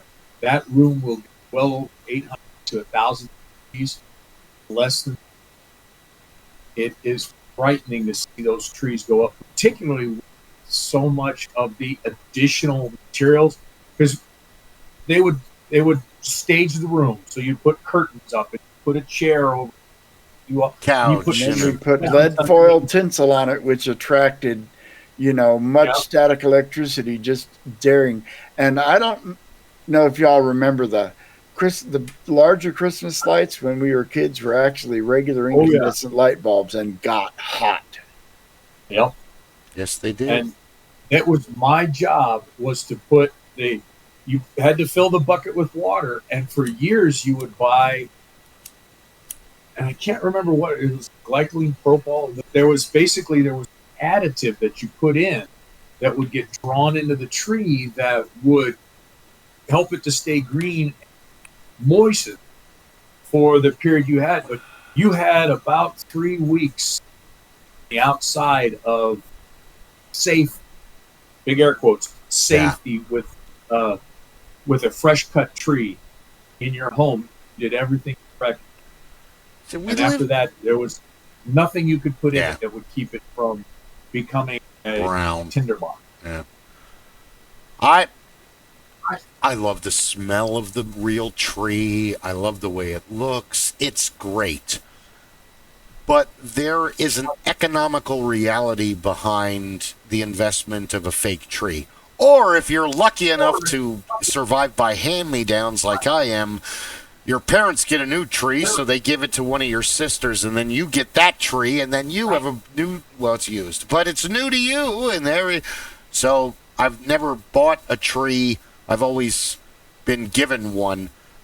And I literally only have one tree, and it's a Charlie Brown Christmas tree. Yes. With the one branch and the one ornament. And I usually just kind of acquire. Actually, we don't take it down because, and down moment here. 15 years ago, on December 11th, my wife and I lost a child in childbirth. And so that Christmas tree sits as part of a little memorial in our bedroom next to the box that contains her mementos and the urn that contains her ashes. And so the Charlie Brown Christmas tree never comes down in my house. Sorry for that for your loss. And Yeah, It's it is. terrible. This is why I'm not real fond of the holidays, because it comes with some baggage. Gotcha. Very Gremlins-esque. That was exactly why we had written rules. Truck. I've spoken about it in the group. Nobody ever passes. Nobody ever kills. You're cutting You out. called us. If you called us and we rolled in, your family member survived Christmas. As far as anyone was concerned, we could all do it. Your family member survived Christmas. Never wanted anybody to think Christmas as that day. And in those days, the hospital, the doctors, everybody would, for in any way we could possibly do it. Nobody died on Christmas. Nobody died on Thanksgiving. Period. That was unreal. Yeah, it's... Holidays are rough on... Well, first off, one more safety tip. It's tempting. We've all done it. Please turn off the Christmas tree and all the lights on the inside of the house when you go to bed. Because fire. That being said, I know, I want to leave the tree on all night too. But you really shouldn't. It's not safe. Especially if you got a real tree. But also...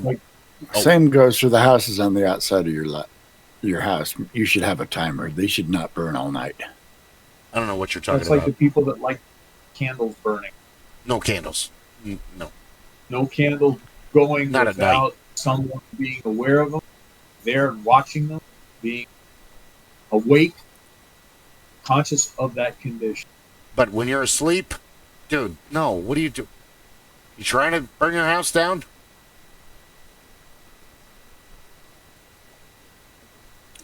Also, Like the open fire. That's why. That's where the term fire watch comes from. For Christ's sake. Oh God, I remember fire watch in the Army, basic training.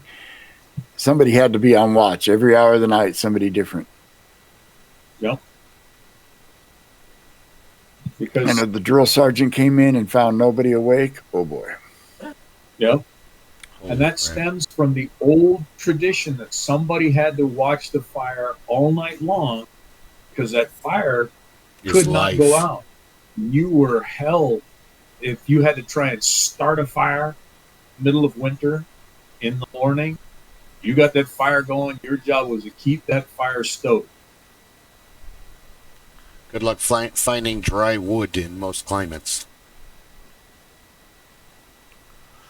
Also, if you're lonely and you're having a tough time this season, do not take your pet to the veterinarian emergency room or the other vets for no reason. There are real reasons to take your pet to the vet. And then there are made-up reasons to take your pet to the vet. Do not take your loneliness out on those people, please. I've heard this from multiple veterinarians and vet techs. Not just the people closest to me. We used to have those calls on a regular basis. Those were the ones that we jokingly referred to as our freak. Those were the ones we knew. And there were years where if you didn't get a call from this person or you didn't hear about that person, it became the norm. PD, the guys that were on shift that night, fire, and we would all get, did you guys hear from so-and-so?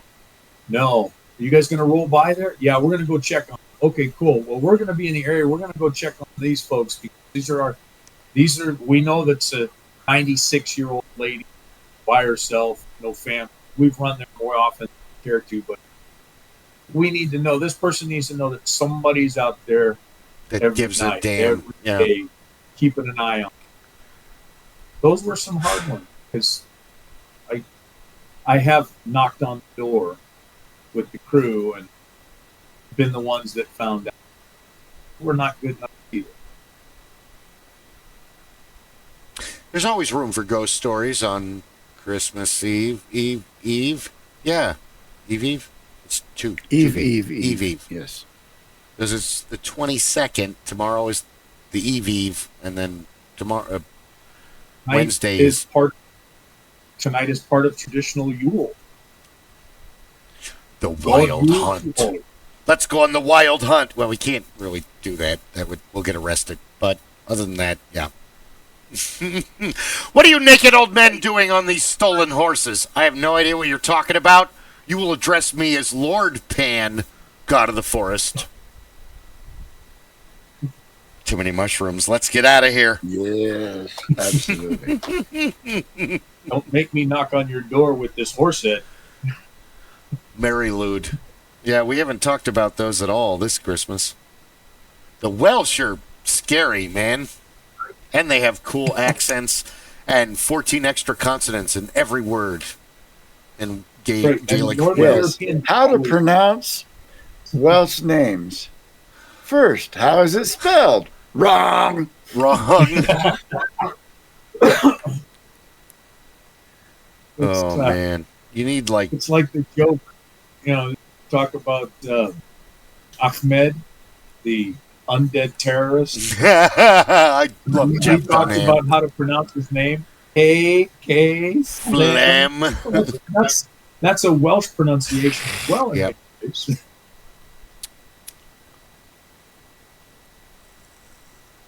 Reminds me. But that's all. It's an awesome tradition. You're sitting at home, minding your own business and or having friends over. All of a sudden, there's a knock on the door. It's a fucking horse skull with ornaments in its eye sockets, and it's a puppet and antlers, and now you have to have a rap battle in Welsh Gaelic over your pantry. So much better than wassailing. Here we come wassailing along.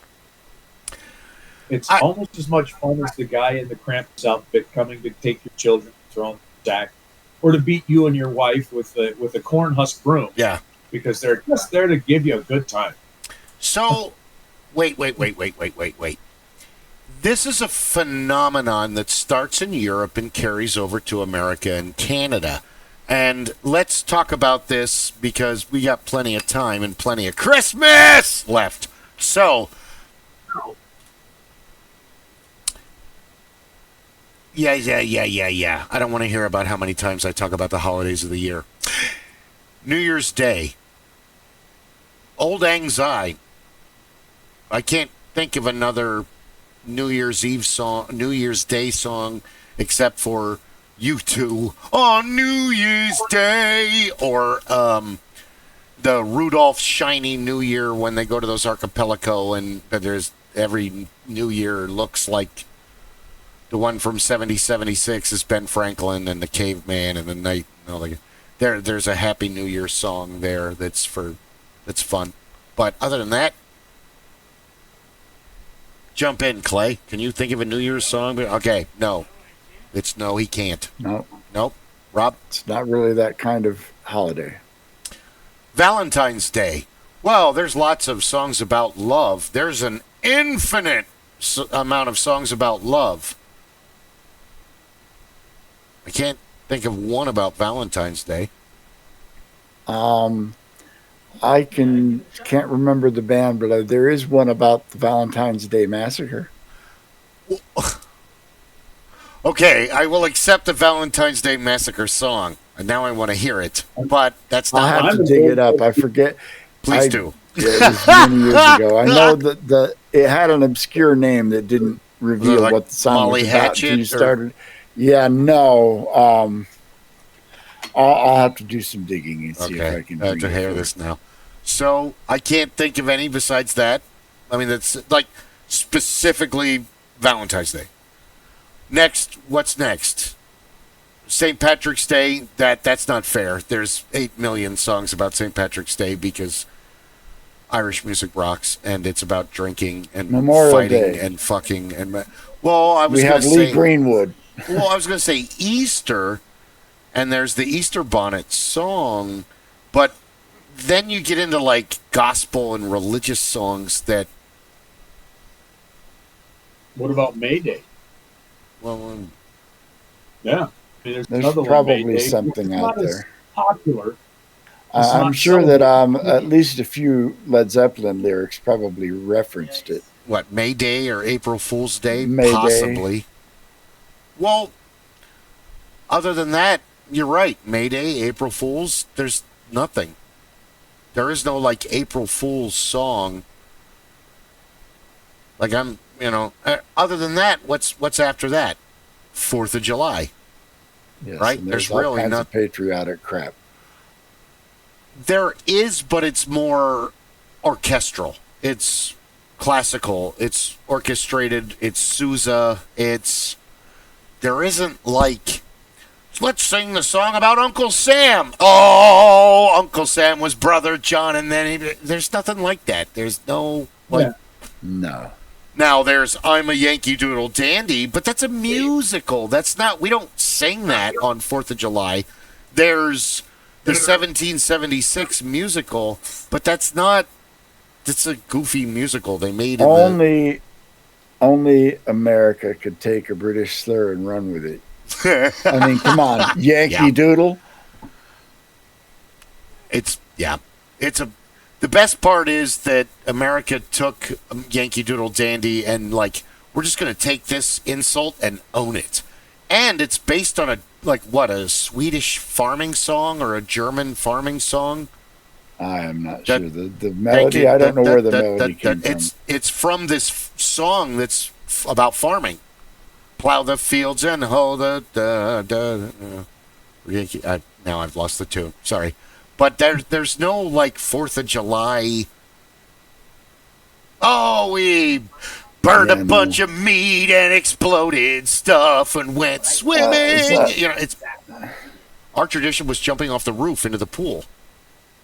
Yeah. It was fun. I got lots of pictures on my Facebook page. You don't sing about Washington crossing the Delaware to free the airport. Now, on Christmas Eve, we should. We should reenact that every year. Let's go get the Hessians. Yeah, they're going to love that. Yeah, we don't have, there's no Labor Day song. Not that I know of. No Labor Day? Like you had talked about, there's no Memorial Day song. I can do a lot. Well, what's September 4th? Is that Labor Day or Memorial Day? That's Labor Day. Because that's Beth's birthday, my sister, and that's the whole. It's like, hi, welcome to school. I don't know you guys, but here's a bunch of cupcakes. Be my friend, and that usually worked at the beginning of the year. Holy crap! This girl's giving us cupcakes. Happy birthday, Virgo. There's a lot of Halloween songs, but how many songs genuinely scream Halloween? Okay, Halloween. Here we go. There's an Adam Sandler song called Old Man Grady, but you can really only get it on his live thing. And that's pretty much about Halloween. Other than that, there's a disturbing song by Dave Matthews called Halloween. And then there's the band Halloween that does the song Halloween. Other than that, Muse's most recent album had a song called Halloween too. Muse did? And didn't Elvira do a comedy?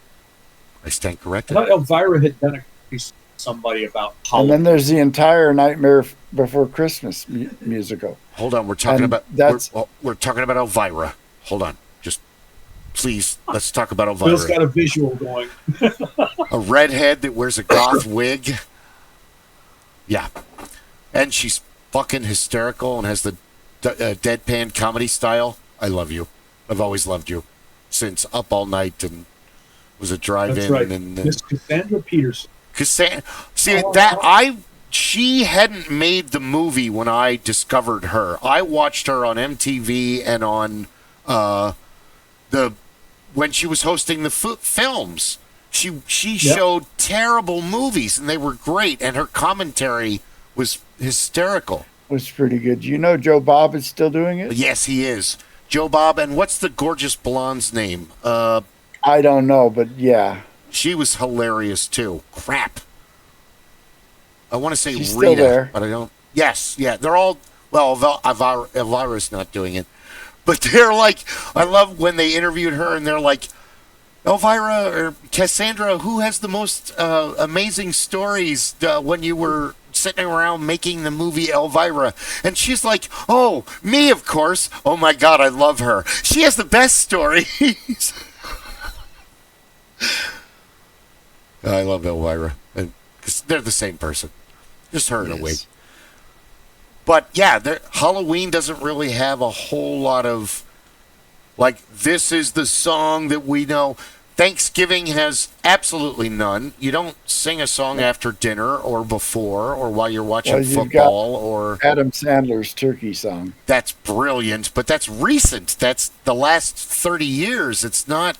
Other than that, you had Alice's Restaurant, which really isn't about Thanksgiving. It just became this weird. And there I was on the Group W bench with the mother stabbers and the father rapers. Father rapers and mother rapers. And they said, what in for? What are you in for, son? Littering. And they all ran away from me and disturbing the peace. And they all came back disturbing the peace. It is a fun movie, and it's a fun telling of an event, and it's a fun story, but is it really about Thanksgiving? The story took place on Thanksgiving. Does it? Okay, I stand corrected. Yes, I stand corrected. It's about cleaning up after the Thanksgiving feast, and that's what got them in trouble. Because you watch the movie, and when you're like a freshman in high school, and you're like, what is this all about? And then you kind of abandon it for most of the high school. And then you go back and watch it your senior year, and you're like, okay, I get this now. But then later it fades, and UPN, locally, U45 UPN in the late 80s and the 90s, they would play us OT. We got to put, everything has to be renamed. The original Star Trek series, they would play a marathon where they would play every, and Fry said it best in Futurama, 80 episodes, about 30 good ones. But you had to sit through all 80 of them. It was like, this is terrible. Star Trek. So, other than that, that's how I feel about the first season of Babylon 5. This is terrible. Babylon 5. Babylon 5. I'm getting into it. Thankfully, there's Tubi. Well, if you get to the second season, is where it really takes off. I'm mad. That's where they actually start having a budget. For years now, for 10 years now, my only streaming or my Netflix, and that was because Christine did not change the passwords or any of the codes after we got divorced. So I got to see a whole bunch of stuff on Netflix, and now it's I canceled cable television in 2013 and never looked back. Netflix and other streaming services, we bounce around. That's all our TV. I can't tell you the last time I saw a commercial other than at work in the break room TV, because I don't watch things that have commercials. Cable got too expensive. It did. I took what I was paying for, phone, cable, and internet, and just cut my bill way down and just bought the fastest internet I could. I've got only high-speed internet, and I needed that for first. Paul, we should just do, all these people are on YouTube playing video games. We should just play. Paul, you're really good at video games. I'm funny. So that's a good combination of I am the comedic sidekick in that, because I've been playing video games against Paul since 1990, 1991. And I shit you not, the only video game I have ever been able to beat Paul at is 1992's Mortal Kombat 2, because he insists on playing Raiden, the lightning guy, and he would do the same attacks every time. And I played Sub-Zero, and this drove him insane that I was able to beat him at a fighting game. I have a nice little Mortal Kombat story. Oh, please go. My wife. Who, Careful, she's sitting next to you, isn't she? Yes, she's sitting right back there. You I can hear hear her her giggling laughing maniacally. at me. Yes. The first time we were dating long distance. The first time she came up to visit me when I moved into my first apartment alone, I had my Sega Genesis set up. Oh, nice. And forget I sexy time. That's way more important. I plugged in the original Mortal Kombat to play against her, and she proceeded to whoop me like 17 times in a row. Just flawless victory, flawless victory, flawless victory. And just, I was like, no, we're going to get, I'm not giving up. And all of a sudden, I'm winning this match. I'm winning this match. Oh, God, I'm finally winning this match. I look over and she's dozed off. Damn it, you wake up right now and you fight me in Mortal Kombat.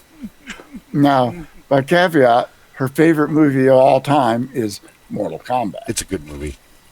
It is a great movie. But yeah, she's I love Mortal Kombat. I love the fact that Christopher Lambert had to play Are you fucking kidding me? Where's Mako? Dig his ass up and get him out here. He should be rated. Or Mr. Miyagi. Not fucking... I mean, don't get me wrong. I love Highlander. Have you guys ever seen The Hunted? Him and Joan Chen? Yes. Yep. Oh, yes. Oh, thank God. Other people I have like seen a Christopher movie. Lambert, but you're right. He should not have been Raiden. No. Nothing against him. He was brilliant as a Frenchman playing a Scotsman in Highlander. Having the Scottish guy play the Egyptian. No, God, never mind. And best part of that movie is Clancy Brown's fucking phenomenal performance as the Kurgan. Oh yeah, Clancy. No, I thought the Highlander had a couple of really good comeback lines, like when they're in the police station. You a faggot now? Why you? I don't know, Garfield. Why are you cruising for a piece of ass? Where are you from, Nash? Lots of different places. I'm from lots of places. Yeah, dude, his accent would be all over the place. The movie. What started in the 60s, okay, in the 50s, the vast majority of your movies were either war films carried over from World War II, or they were your story of gunslingers in the Old West that were like The Man Who Shot Liberty Valance. Yeah. Jimmy Stewart's not a badass in that movie. He becomes a badass in that movie because Liberty Valance is a giant fucking asshole. He has to be stopped. He's a dick to everybody. Not just these people, not just that guy, the whole town. So the 60s, you get into like the Steve McQueen and Yul Brynner and all of these like that. You always had action stars since the days of Tom Mix. I would never say that the 60s spawned the action star genre because perfected it. Perfection is such a dirty word, only used by humans. Well, I would say it just kind of fucking. Think of all the heroes that came out of the early 60s. You had James Bond. Thank you for reading my mind. Who else? Oh, God. In like Flint? Yes. In like Flint. And then you've got Helm. Even though the Matt Helm movies were goofy, still I Dean loved Martin. them. There were two why or I brought three it up. of them. I love them. I actually work with a guy whose name is Matt Helm. Is it really? Do you? Yes, he's a friend of mine. Nice. Matt Helm. Helm. What's another one? The Magnificent Seven, Guns of Navarone, Kelly's Heroes, Telly Savalas, all of you've got that, like, the action hero kind of starts with Tom Mix or Errol Flynn. It does, and I think John Wayne owned a big chunk of that. Oh, he's in the lineage. But he's not in that further. Tom Mix is, Wyatt Earp. The real Wyatt Earp is sitting advising on the early Tom Mix movies. And John Wayne was a stagehand when those movies were being made. Out here in Cowtown that's where we did the Haunted House in 99. That's where I met my ex-wife. That's where I met Christine. And we were in those that place feels awesome. We should do some ghost hunting up there. It's alive out in the middle of the desert. And they do paintball. Because there was a huge problem because they didn't know part of their paintball area was off limits. So they went in and had a war inside our haunted house. You fucking bastards. Now we have to repaint everything. Who's another good one? Because you mentioned Steve McQueen. Steve McQueen, because Clint He's Eastwood a classic. And Paul Newman. Newman, yes. Paul Newman was awesome. And, Paul Reynolds. Newman and Robert Redford played off of each other perfectly.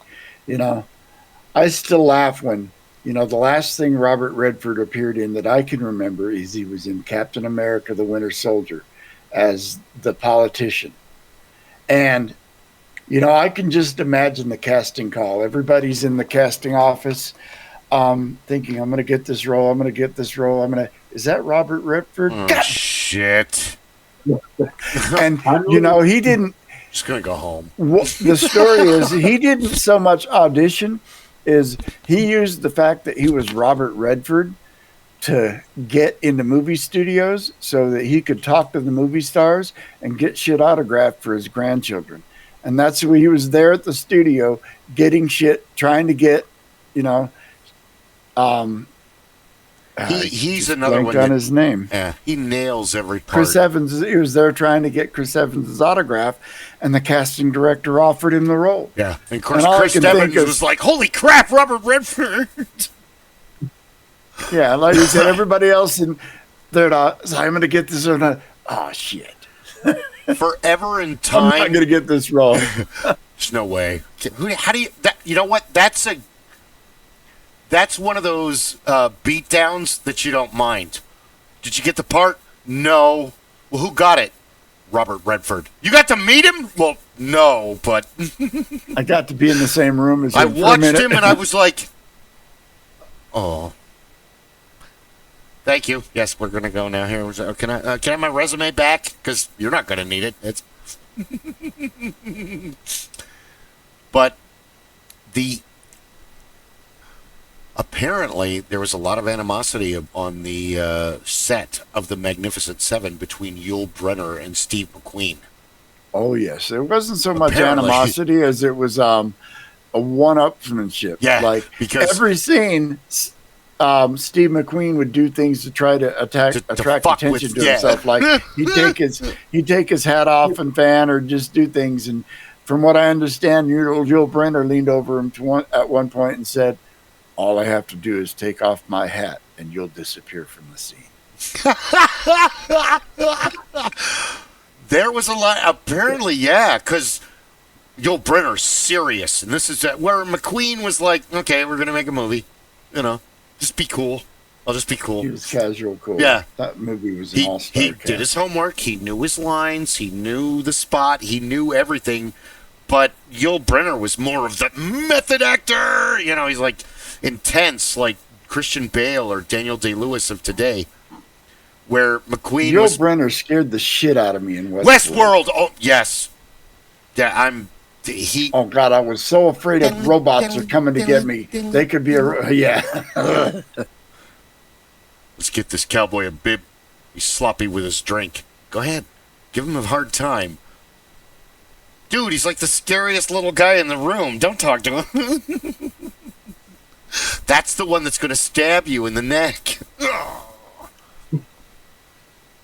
Or he's great in The King and I. What is this? Etc. But he's best in Westworld. And obviously the Magnificent Seven, which is... What is the Magnificent Seven? Go ahead. Seven Samurai. Yes, it is. course. It's exactly the Seven Samurai. What is it today for kids? Pixar? Bug's Life. More or less, yeah. Ants are being threatened and humiliated and stolen, and grasshoppers, and we need to go find bugs that'll fight for us. Are you out of your mind? No, that's not going to happen. Yeah, we can do it. We'll go ask them to help us. You're circus bugs. How can you be circus bugs? I love Bug's Life because it's basically Dave Foley being super... Bug's Life hits a chord for me because it's not just the Seven Samurai and the Magnificent Seven. Pixar likes copying patterns from movies like Cars. Yeah. Cars is Doc Hollywood. Pretty much. It's almost exactly. It's exactly Doc Hollywood. And Incredibles is amazing, but that's pretty much the Fantastic Four from it doesn't matter though. I love both. What's another good one? Yeah, Finding Nemo. They did parallel the Fantastic Four, but none of the Fantastic Four stories. The story was original. Yes. Was original. I was upset. And it's my favorite movie of all time. The first one is... Yes, the first one, because it included every superhero trope that existed. Yes, it didn't did. miss a single note, and it blended them all perfectly. Yeah, it did. But Pixar and Disney... these are great stories that work. Lion King is... what you call it? Macbeth? No, he's King Lear. Hamlet. Lion King is Hamlet. Yes. In Canto is pretty much Much Ado About Nothing with the Hispanic spin, because Much Ado About Nothing is all about this great problem that's about to happen, and then it doesn't happen. And then in Canto is about, don't talk about Bruno. Oh, he's been living in the walls all this time. He's fine. Yay! Okay. Yay! Oh, my God. The only thing that Encanto is missing is Dogberry, which Michael Keaton knocked out of the park in the Kenneth Branagh version of Much Ado About Nothing with Denzel Washington, Keanu Reeves, Brian Black. Yeah, the cast is fucking huge. Please don't make me name them all, but I will. All those movies are good. All the Leonardo DiCaprio one with Romeo and Juliet, which they've now made Gnomeo and Juliet, where they have garden gnomes being Romeo and Juliet, or West Side Story. Didn't they just redo that not too long ago? Because it's dated from the... When you're a jet from your first cigarette. What the hell is this? But Shakespeare's, 12 original plots pretty much are just reused again and again and again and again and again. They're softened for a lighter audience, just as Commedia dell'arte and all the other ones we've mentioned. But the Greeks came up with these plots long before... Yes, they're all the Greek comedies and the Greek tragedies. And Shakespeare gets a lot of credit, but he wasn't the only playwright of his time. There were many others that were just not as celebrated. I can't remember the one play that's like super popular, but Shakespeare didn't do it, but it's from that time period. I'll have to do some research and get back to you, much like that song about Halloween. Or whatever. Sorry. So yeah, Christmas has all the songs. You guys had me thinking about Tough Guys, and I had to pull up a list to remember some of you guys. So of course, there was Eastwood and Queen about Bronson. We didn't Charlie. Lee Marvin. Lee Marvin. Of course, you guys talked about Paul Newman and Robert Redford, but James Colburn. Of course, Sean Connery, the ultimate. Kirk Douglas. Michael Burt Lancaster. Ooh, yeah. Lee Marvin. Kirk Douglas was in one of the best pirate movies of all time, Scalawag. If you've not seen it, oh my God. Yeah, it's the total pirate movie. He even has a peg leg in that movie. I'll have to check that He's out. also a great Viking. Scalawag. It's the second greatest pirate movie of all time behind Muppet Treasure Island. And Muppet Treasure Island is the greatest pirate movie of all time because Tim Curry is Long John Silver. You can't. Period. How do you top that? I mean, can't. That's like, don't redo Princess Bride. Don't redo Wizard of Oz. Don't redo Casablanca. You don't need to. There's other stories, or write a new one. Really? I mean, you don't. Casablanca's perfect. If you're going to make anything Princess Bride related, tell the story of how, Inigo became the next Dread Pirate Roberts. That would be at least interesting, and you could use the mountain guy. You could get Mandy Patinkin in as old Dread Pirate Roberts, either telling the story of how he picked the current Dread Pirate Roberts, or maybe he's getting ready to retire and it is an adventure where he's setting up the Dread Pirate Roberts. That's some fan fiction I think I need to start working on. Here's another thing I would like to see. I would like to see the Bill Skarsgård guy, the guy that does it.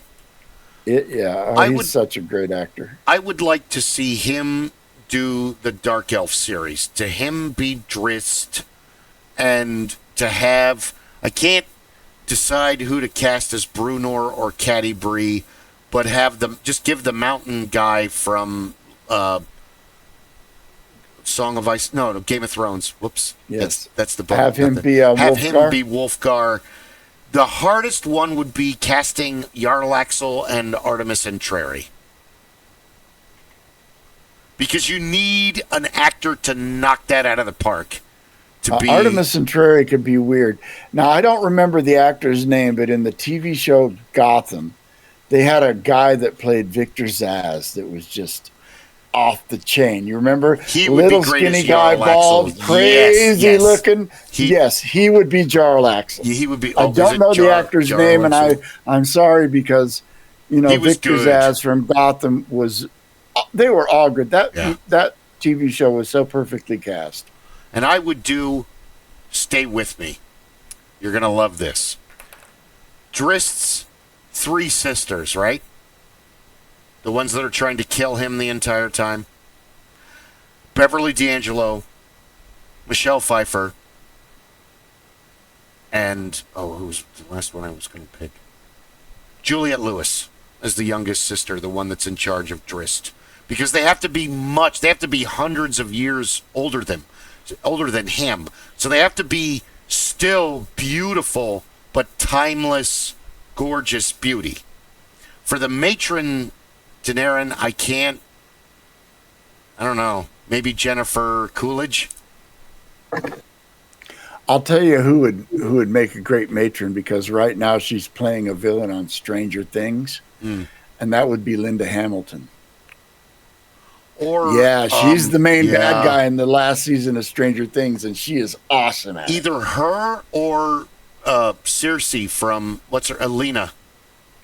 Yes. I love her. I love her as a bad guy. I love her as a good guy. I love the fact that people go to get other autographs at cons and they see her sitting there smiling and they're like, I don't like you. And she's like, thank you.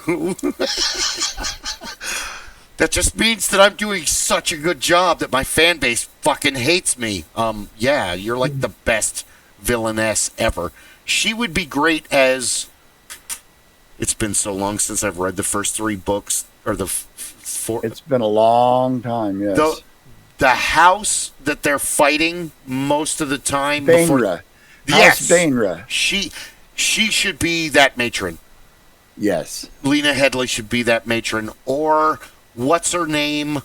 Oh, God, I love her, too. She's been in a shit ton of movies. And I finally saw Glass, and she's a bad guy in Glass, but she's the doctor. Glass was an awesome movie. What's her name? She's also Mrs. Honey in Matilda, that adopts Matilda. She's the good guy in that show, but she's the bad guy in Glass. But she would be great in one of the... course, these women are going to have to get in really good shape to play Elvin Madron. Well, we know Lena looks fine. She was great in Dread. Oh, my God. I loved her as Mama. Yeah, she was the bad guy, right? Yeah. Oh, yeah. Oh, yeah. The one with the scar on her face. Yes. She was great in that. Yes, she was. She's great. See, I'm one of those freaks that I go to movies because I don't so much root for the villains as I am a fan of them. Yes. That's a good way to put it. A good action movie falls apart if the villain isn't compelling. If you don't say, man, he's such a bastard.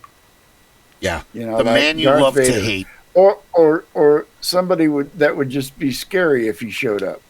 Imagine in 1977 if you're sitting there in class and Darth Vader walks into the classroom and fires up that red lightsaber. You'd lose your You'd shit. You'd shit your pants. That would be, especially that amplified breathing. Yeah. Kids would go fucking all hide under their desks. It'd be dragon fear. He was immediate dragon fear. Terrifying, especially if you hadn't seen Star Wars and didn't know what he was. You would be terrified. I would be terrified, you know. He's now in the day and age nowadays with media saturation, I don't think anybody would be shocked by anything. No, you know, unfortunately, Gwar could show up in your grade school classroom, and the kids would all love it. Ballsack the Barbarian.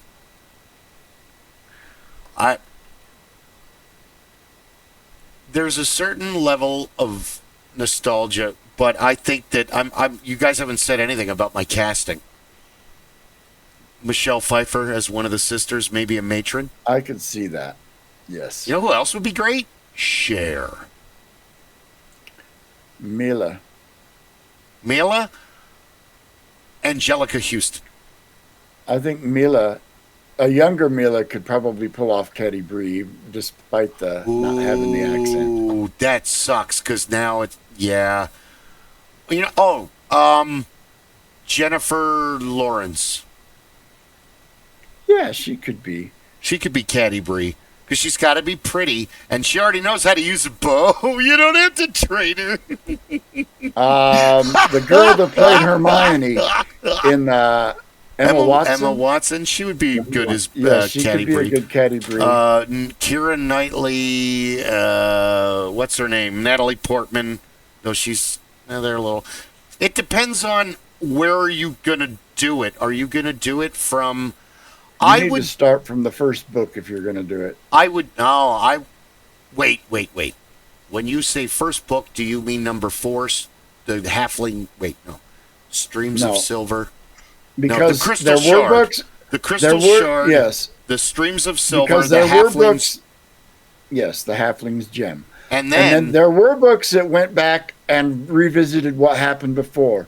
But you start with the first book, which is book number 4. Because it's the Dark Elf series is like Star Wars. The way they're released to the public, 4, 5, 6, 1, 2, 3, 7, 8, 9. Because I'm like halfway through 4 book 8. Because 4 is where the story got introduced to you. That's where you came in at the beginning, and then That's better because Drizzt is.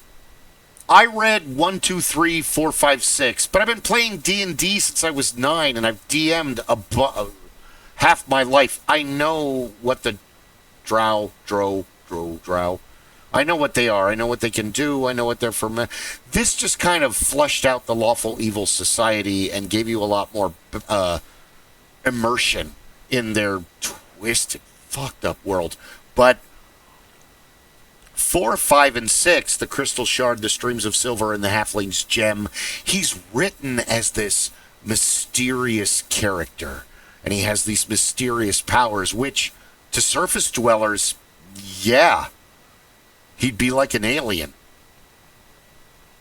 They're terrified of him when he first shows up, because they're all evil. Well, he's chaotic Bruner good. Nearly beats him to death, or Bruner tries to beat him to death and can't beat him. At first. And that's when Bruner is like, whoa, hey. Wait a minute. You're not like the others. No, dude, I don't want It's to. like, I've been fighting my ass off to try to beat you, and not only have you not let me beat you, you haven't done anything to try to beat me, even though you probably clearly could. Yeah.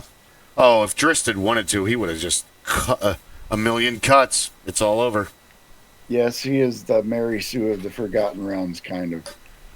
Except for the sun. At least early. Well, early on, he was a Mary Sue. Later on, there's... Have you gotten to the part where he gets captured by the Mind Flayers yet? Yes, and he has to do all the massaging for... Gets to massage the Elder Brain. Yeah, that's absolute horror there. That is... So, yeah, that's a he does lose scene. From time to time, yes. He has lost, but that's in the later books. In the first 3 books, it's like he could do no wrong until he ran into Jarlaxle. He does kind of defeat the demon, the first demon he encounters, the one that uses his telekinesis to... was it Maliki, the forest goddess? He is the unicorn. Yes, the goddess medallion. of rangers. Exactly. So the demon's like, what the fuck? Wait a minute, you're not who you said you were. Oh, Tubes, you're older than you said you were. But the best is Artemis and Trary, because Artemis and Trary and Dristu Erden's relationship mirrors Reed Richards and Dr. Doom. I'm better than you. Does this really matter? I'm better than you. I just beat your ass last week. I'm better than you. Say it. Okay, you're better than me. Can we go on? We got shit to do. I need your help, even though I'm better than you. You're not better than me. What do you need my help with? Am I exaggerating? No. Thank you. I always liked that, He was the better of Artemis and Trary, but Jarlaxle was his equal. The best is the impression that he leaves on both of those assholes, Jarlaxle and Artemis, because through their obsession with trying to defeat him, they do become better people. Now, if I don't... Artemis was a drow. No, Jarlaxle. Artemis was a human. That's right. Jarlaxle was the drow. And he was from House Bainrid, was he not? He is, but they don't... He's got that He works for House Bainrid, but he's not part of their lineage. No, and they kind of laugh at him and treat him like a clown, but he actually gets things done. So he's in this weird... Because he's a male in a matriarchal society where males are supposed to be sacrificed if you step out of line in the smallest of infractions.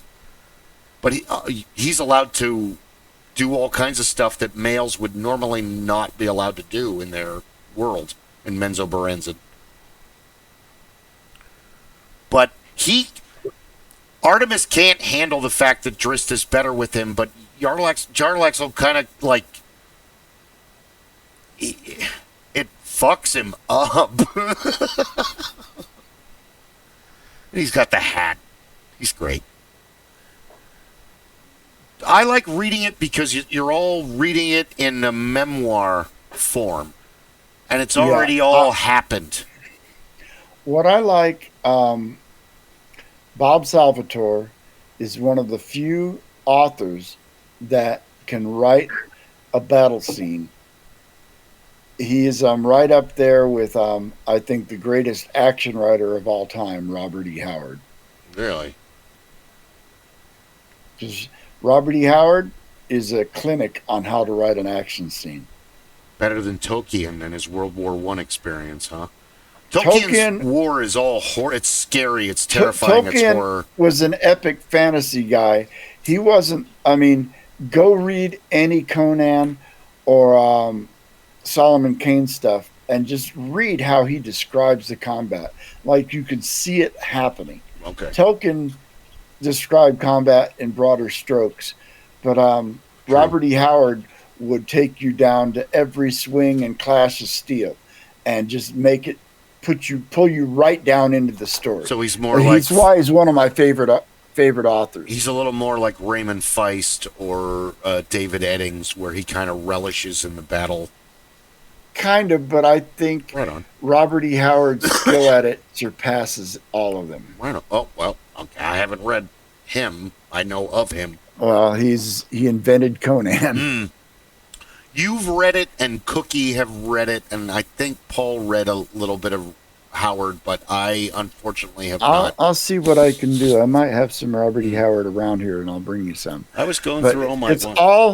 it's all public domain now. So if you've got a Kindle app, you can go download free, Really? you know, all of his shorts. There are no novels because like a Robert magazine. Heinlein's early stuff, it was all Serial magazine published stuff. And in addition to he wrote Call the Conqueror, Yes. he wrote the Solomon King stuff, Bran McMorn. He had a number of heroes. He also wrote an awful lot of sports related short stories, especially baseball and boxing. We talked about Salvatore, and he was going to be a journalist. And then in college, somebody gave him the Lord of the Rings. And so I think, compared to Raymond E. Feist and others, is he a better author? I don't know, because he has a channel that he doesn't, get too far out of, and he's really good at what he does. But I don't think he has the depth and breadth of field of some of the other authors. No, but what he does superbly. Same can be said as Eddings. Eddings has a formula, and he just kept running with that formula from what I've heard. And I got through the first 5 books and loved them, and got into like a book and a half into the second 5 and realized that it was just the same thing, and I kind of fell off and never finished it. Actually, I might have, but I don't remember it. Those are the young days of barley, hops, and bong resin. Yes. I want to read a lot more. Well, I always want to read a lot more. I'm not reading enough. But then again, you're on the computer all day, reading and reading and reading. So it's not like, I'm not reading. Well, I am. It's just not what I want to read. That's why every once a month on Saturday, we all look forward to it, because it's like, oh, thank God, we can get away from the modern world, and, we can just all escape into this game and be part of this game. Yes, and I'm so glad you guys are enjoying it. Yes. I think, I like to think I'm one of the better game masters I know. I'm going to toot my own horn, but oh, please. Paul has been waving your pom-poms for over 20 years. Rob's the best DM. He's said that forever. Like, dude, just enjoy each DM. I've had a lot of... It's just like a book. Yes. Just like a book. I don't compare, but I have had several people tell me that I'm the best DM they played under. So I don't think I'm the best. I'm just the best they've experienced, because I go all in. I put myself into it. Yeah. I do the crazy voices. I try to make the action scenes exciting. You're tied for first with make it a story. Ultimate. Yeah, you were the ultimate best choice for the newbies. So Zachary had never played tabletop. Just Isabel is 11. Just is enthralled with this. You have given her the ultimate opportunity to see and to bring in her own imagination, and you have helped prompt it. And that's what makes that much better of a game master than so many others, because you help to start the imagination, but you give them the opportunity. You give them the palette. Give you some colors. Give you a couple of brushes. I'm going to show you some beginnings. You're the Bob Ross of creating the... Yes.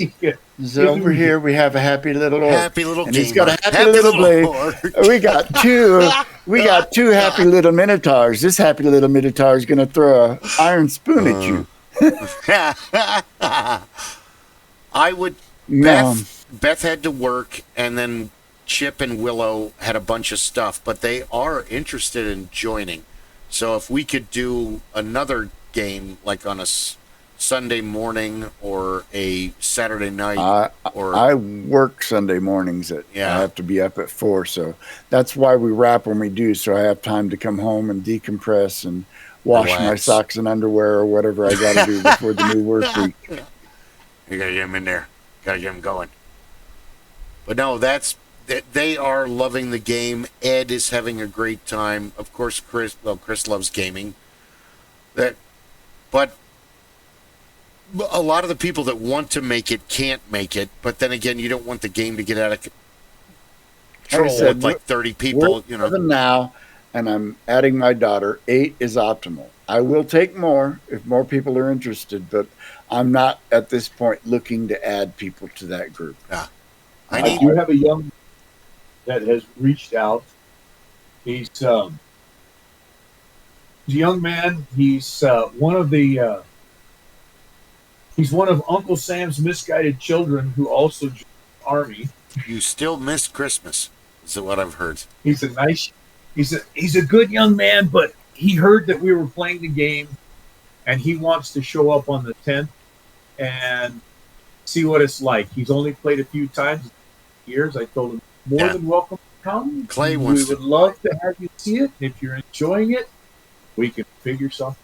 And Clay, I have extra characters, and Clay, my roommate, wanted to join I us. will, if the table gets big enough, I will uproot my game master station to your breakfast bar area and let all the players have the table. There you go. I am okay with that because I would prefer that. to be standing up. Yeah. I don't really. stand up because there's not a lot of room back there in the corner to do that. So I don't stand up. But if I have room to roam around as a game Just master, circle the table. Yeah. I don't sit down. I stand up. Part of that is psychological because if everybody else in the room is sitting down, you're standing up looking down at them. It kind of commands attention. It does. I have many people that would like to join, but you don't want to keep, you don't want it to get out of hand, and not all of them are available. It's that other,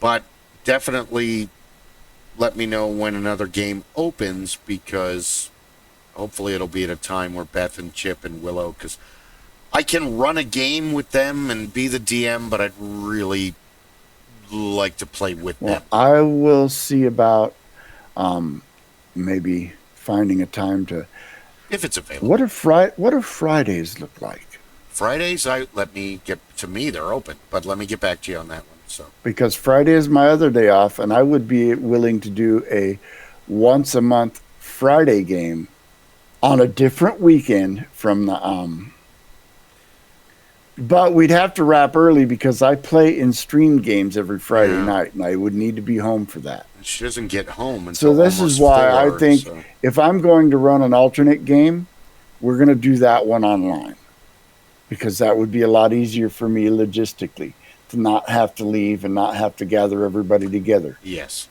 And so I want to do a streamed game. I really do. And, we could put it on Saturday mornings or maybe Friday midday, or we could find a time for it. And I would want 4, maybe 5 players for that. 4 optimal, but I could take 5 or 6. But it would be a stream game. There's some. It wouldn't be a regular game in a lot of ways. One, because you're playing to an audience, it will be semi-scripted. In other words, don't fight the narrative I'm putting down. Play along with it, and we'll scripted. Okay. No, not scripted, but it's like at the beginning, it's like, all right, today this is how I think I would like the game to play out. Try not to push it too far off of that. Don't destroy my plot, damn it. I won't let you do that. I can control it, but the less control I have to put on the players, the more fun it is for everybody. Well, you got... I think you, like me, are good at improvisation. You're good at just popping into a character voice. Thank you. Off the top of your head. When I do character voices, the way I do them is I think of a sitcom character or a cartoon character, and I try to imitate that voice and personality. Now, it may not sound like that character or personality, but as long as I can do it consistently, it will be identified as a separate character. Don't you hate that when you can't remember the voice you made? What helped me get really good at this is, for a while, my wife and I were streaming these visual novels, and we were cold reading all of the characters. And that is a lot harder than you think it is to cold read a character in a voice and make it not sound like you're cold reading. That took some practice, but we got really good at it. I'm sure she still has some of her videos up for that, but we had a lot of fun with it. I think that I'm amazed how many people watch us on Rumble. Not just here for the podcast, but 122 people watch us play D&D for 4 hours. Dude, that's awesome. I mean, yeah, I would do the same if I found a good game and people were entertaining. And we're funny, and you're a great DM, so... And the best part of it is, yes, and I'm a huge offender of my own ADD, and we do stray from the game, but you keep us pretty narrow focused. You have to... I have to let people have their, sit around and socialize part, but, you just have to know when to say, all right, back to business. And, let's get back on the narrative. We strayed a little bit too far. Yeah. But... and nobody fights you. Everybody just kind of snaps in.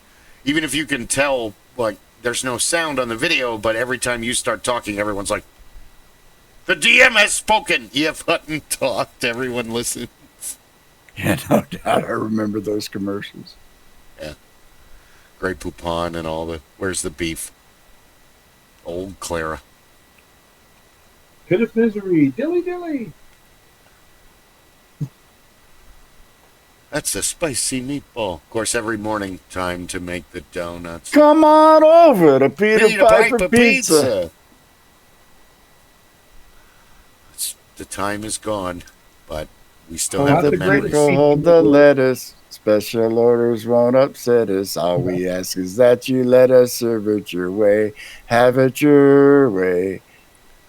I think it's funny that now Jason Alexander has had a well-deserved, illustrious career in He's mostly movies. a stage actor. That's where he really shines. Dude, no, the beginning of his career was running around annoying people about the McDLT. Do you like a burger that's hot on one side and cold on the other side? Everybody forgets that that's like his breaking moment. But that's how he got there, was the stage acting. And he was like a manager for a restaurant and all this other stuff. But yeah, I remember him from the McDonald's commercials. How are you guys doing? We're getting close. Yeah, we're right Yep. about there. It's pumpkin time. Oh. Merry Christmas. Happy Hanukkah. Happy Yule. Thank you very much for tuning in. Please like and subscribe. We really appreciate it. We only have 20 subscribers. Please. But, yes, thank you. Have a very Merry Christmas. Be safe. Pick a DD. It's always important to have a designated driver. If you want to hear horror stories, just listen to Rob. They're awful. So, yes, be safe. Buckle up. Pick a designated driver. Do not have too much to drink this holiday season. And do you guys have any, besides Body and Soul? I do. Just be kind. Be kind. Remember that regardless of what holiday you celebrate or don't celebrate, that this is a time for peace on earth and goodwill toward mankind. And I think we're moving away from that, and we kind of need to move back. Forgive and forget, live and let live, all of that. Disagree with your neighbor, but don't hate him. The world has enough hate. Fine, I'll stop shit posting on Facebook for a couple days. No, don't do that. Oh, okay. Shit post all you want, because this is how we vent. If we Troll don't shit Lord. post, we end up in the McDonald's with automatic Just weapons said doing horrible goodwill to things. pick one. Facebook isn't, man. Facebook is a Facebook isn't wretched hive real. of scum and villainy. You'll never find a more wretched hive of scum and villainy. My dad said it best. Except for maybe is 4chan. Facebook is adult Sesame Street. Look at this cat. Yay! Everybody liked the cat. Oh my God, he's not even on it, and he understands it better than I do. Oh, yeah. Oh, yeah. You're right. I call it, my grandchildren know that I affectionately call Facebook the tome of math. That's what it is. It kind of is. Yeah, there still might be time. Lauren over at Body and Soul Candles, who is our main sponsor, she might have some more candles. Go ahead and give her an email. Please buy her candles. They're fucking amazing. Anyway, thank you.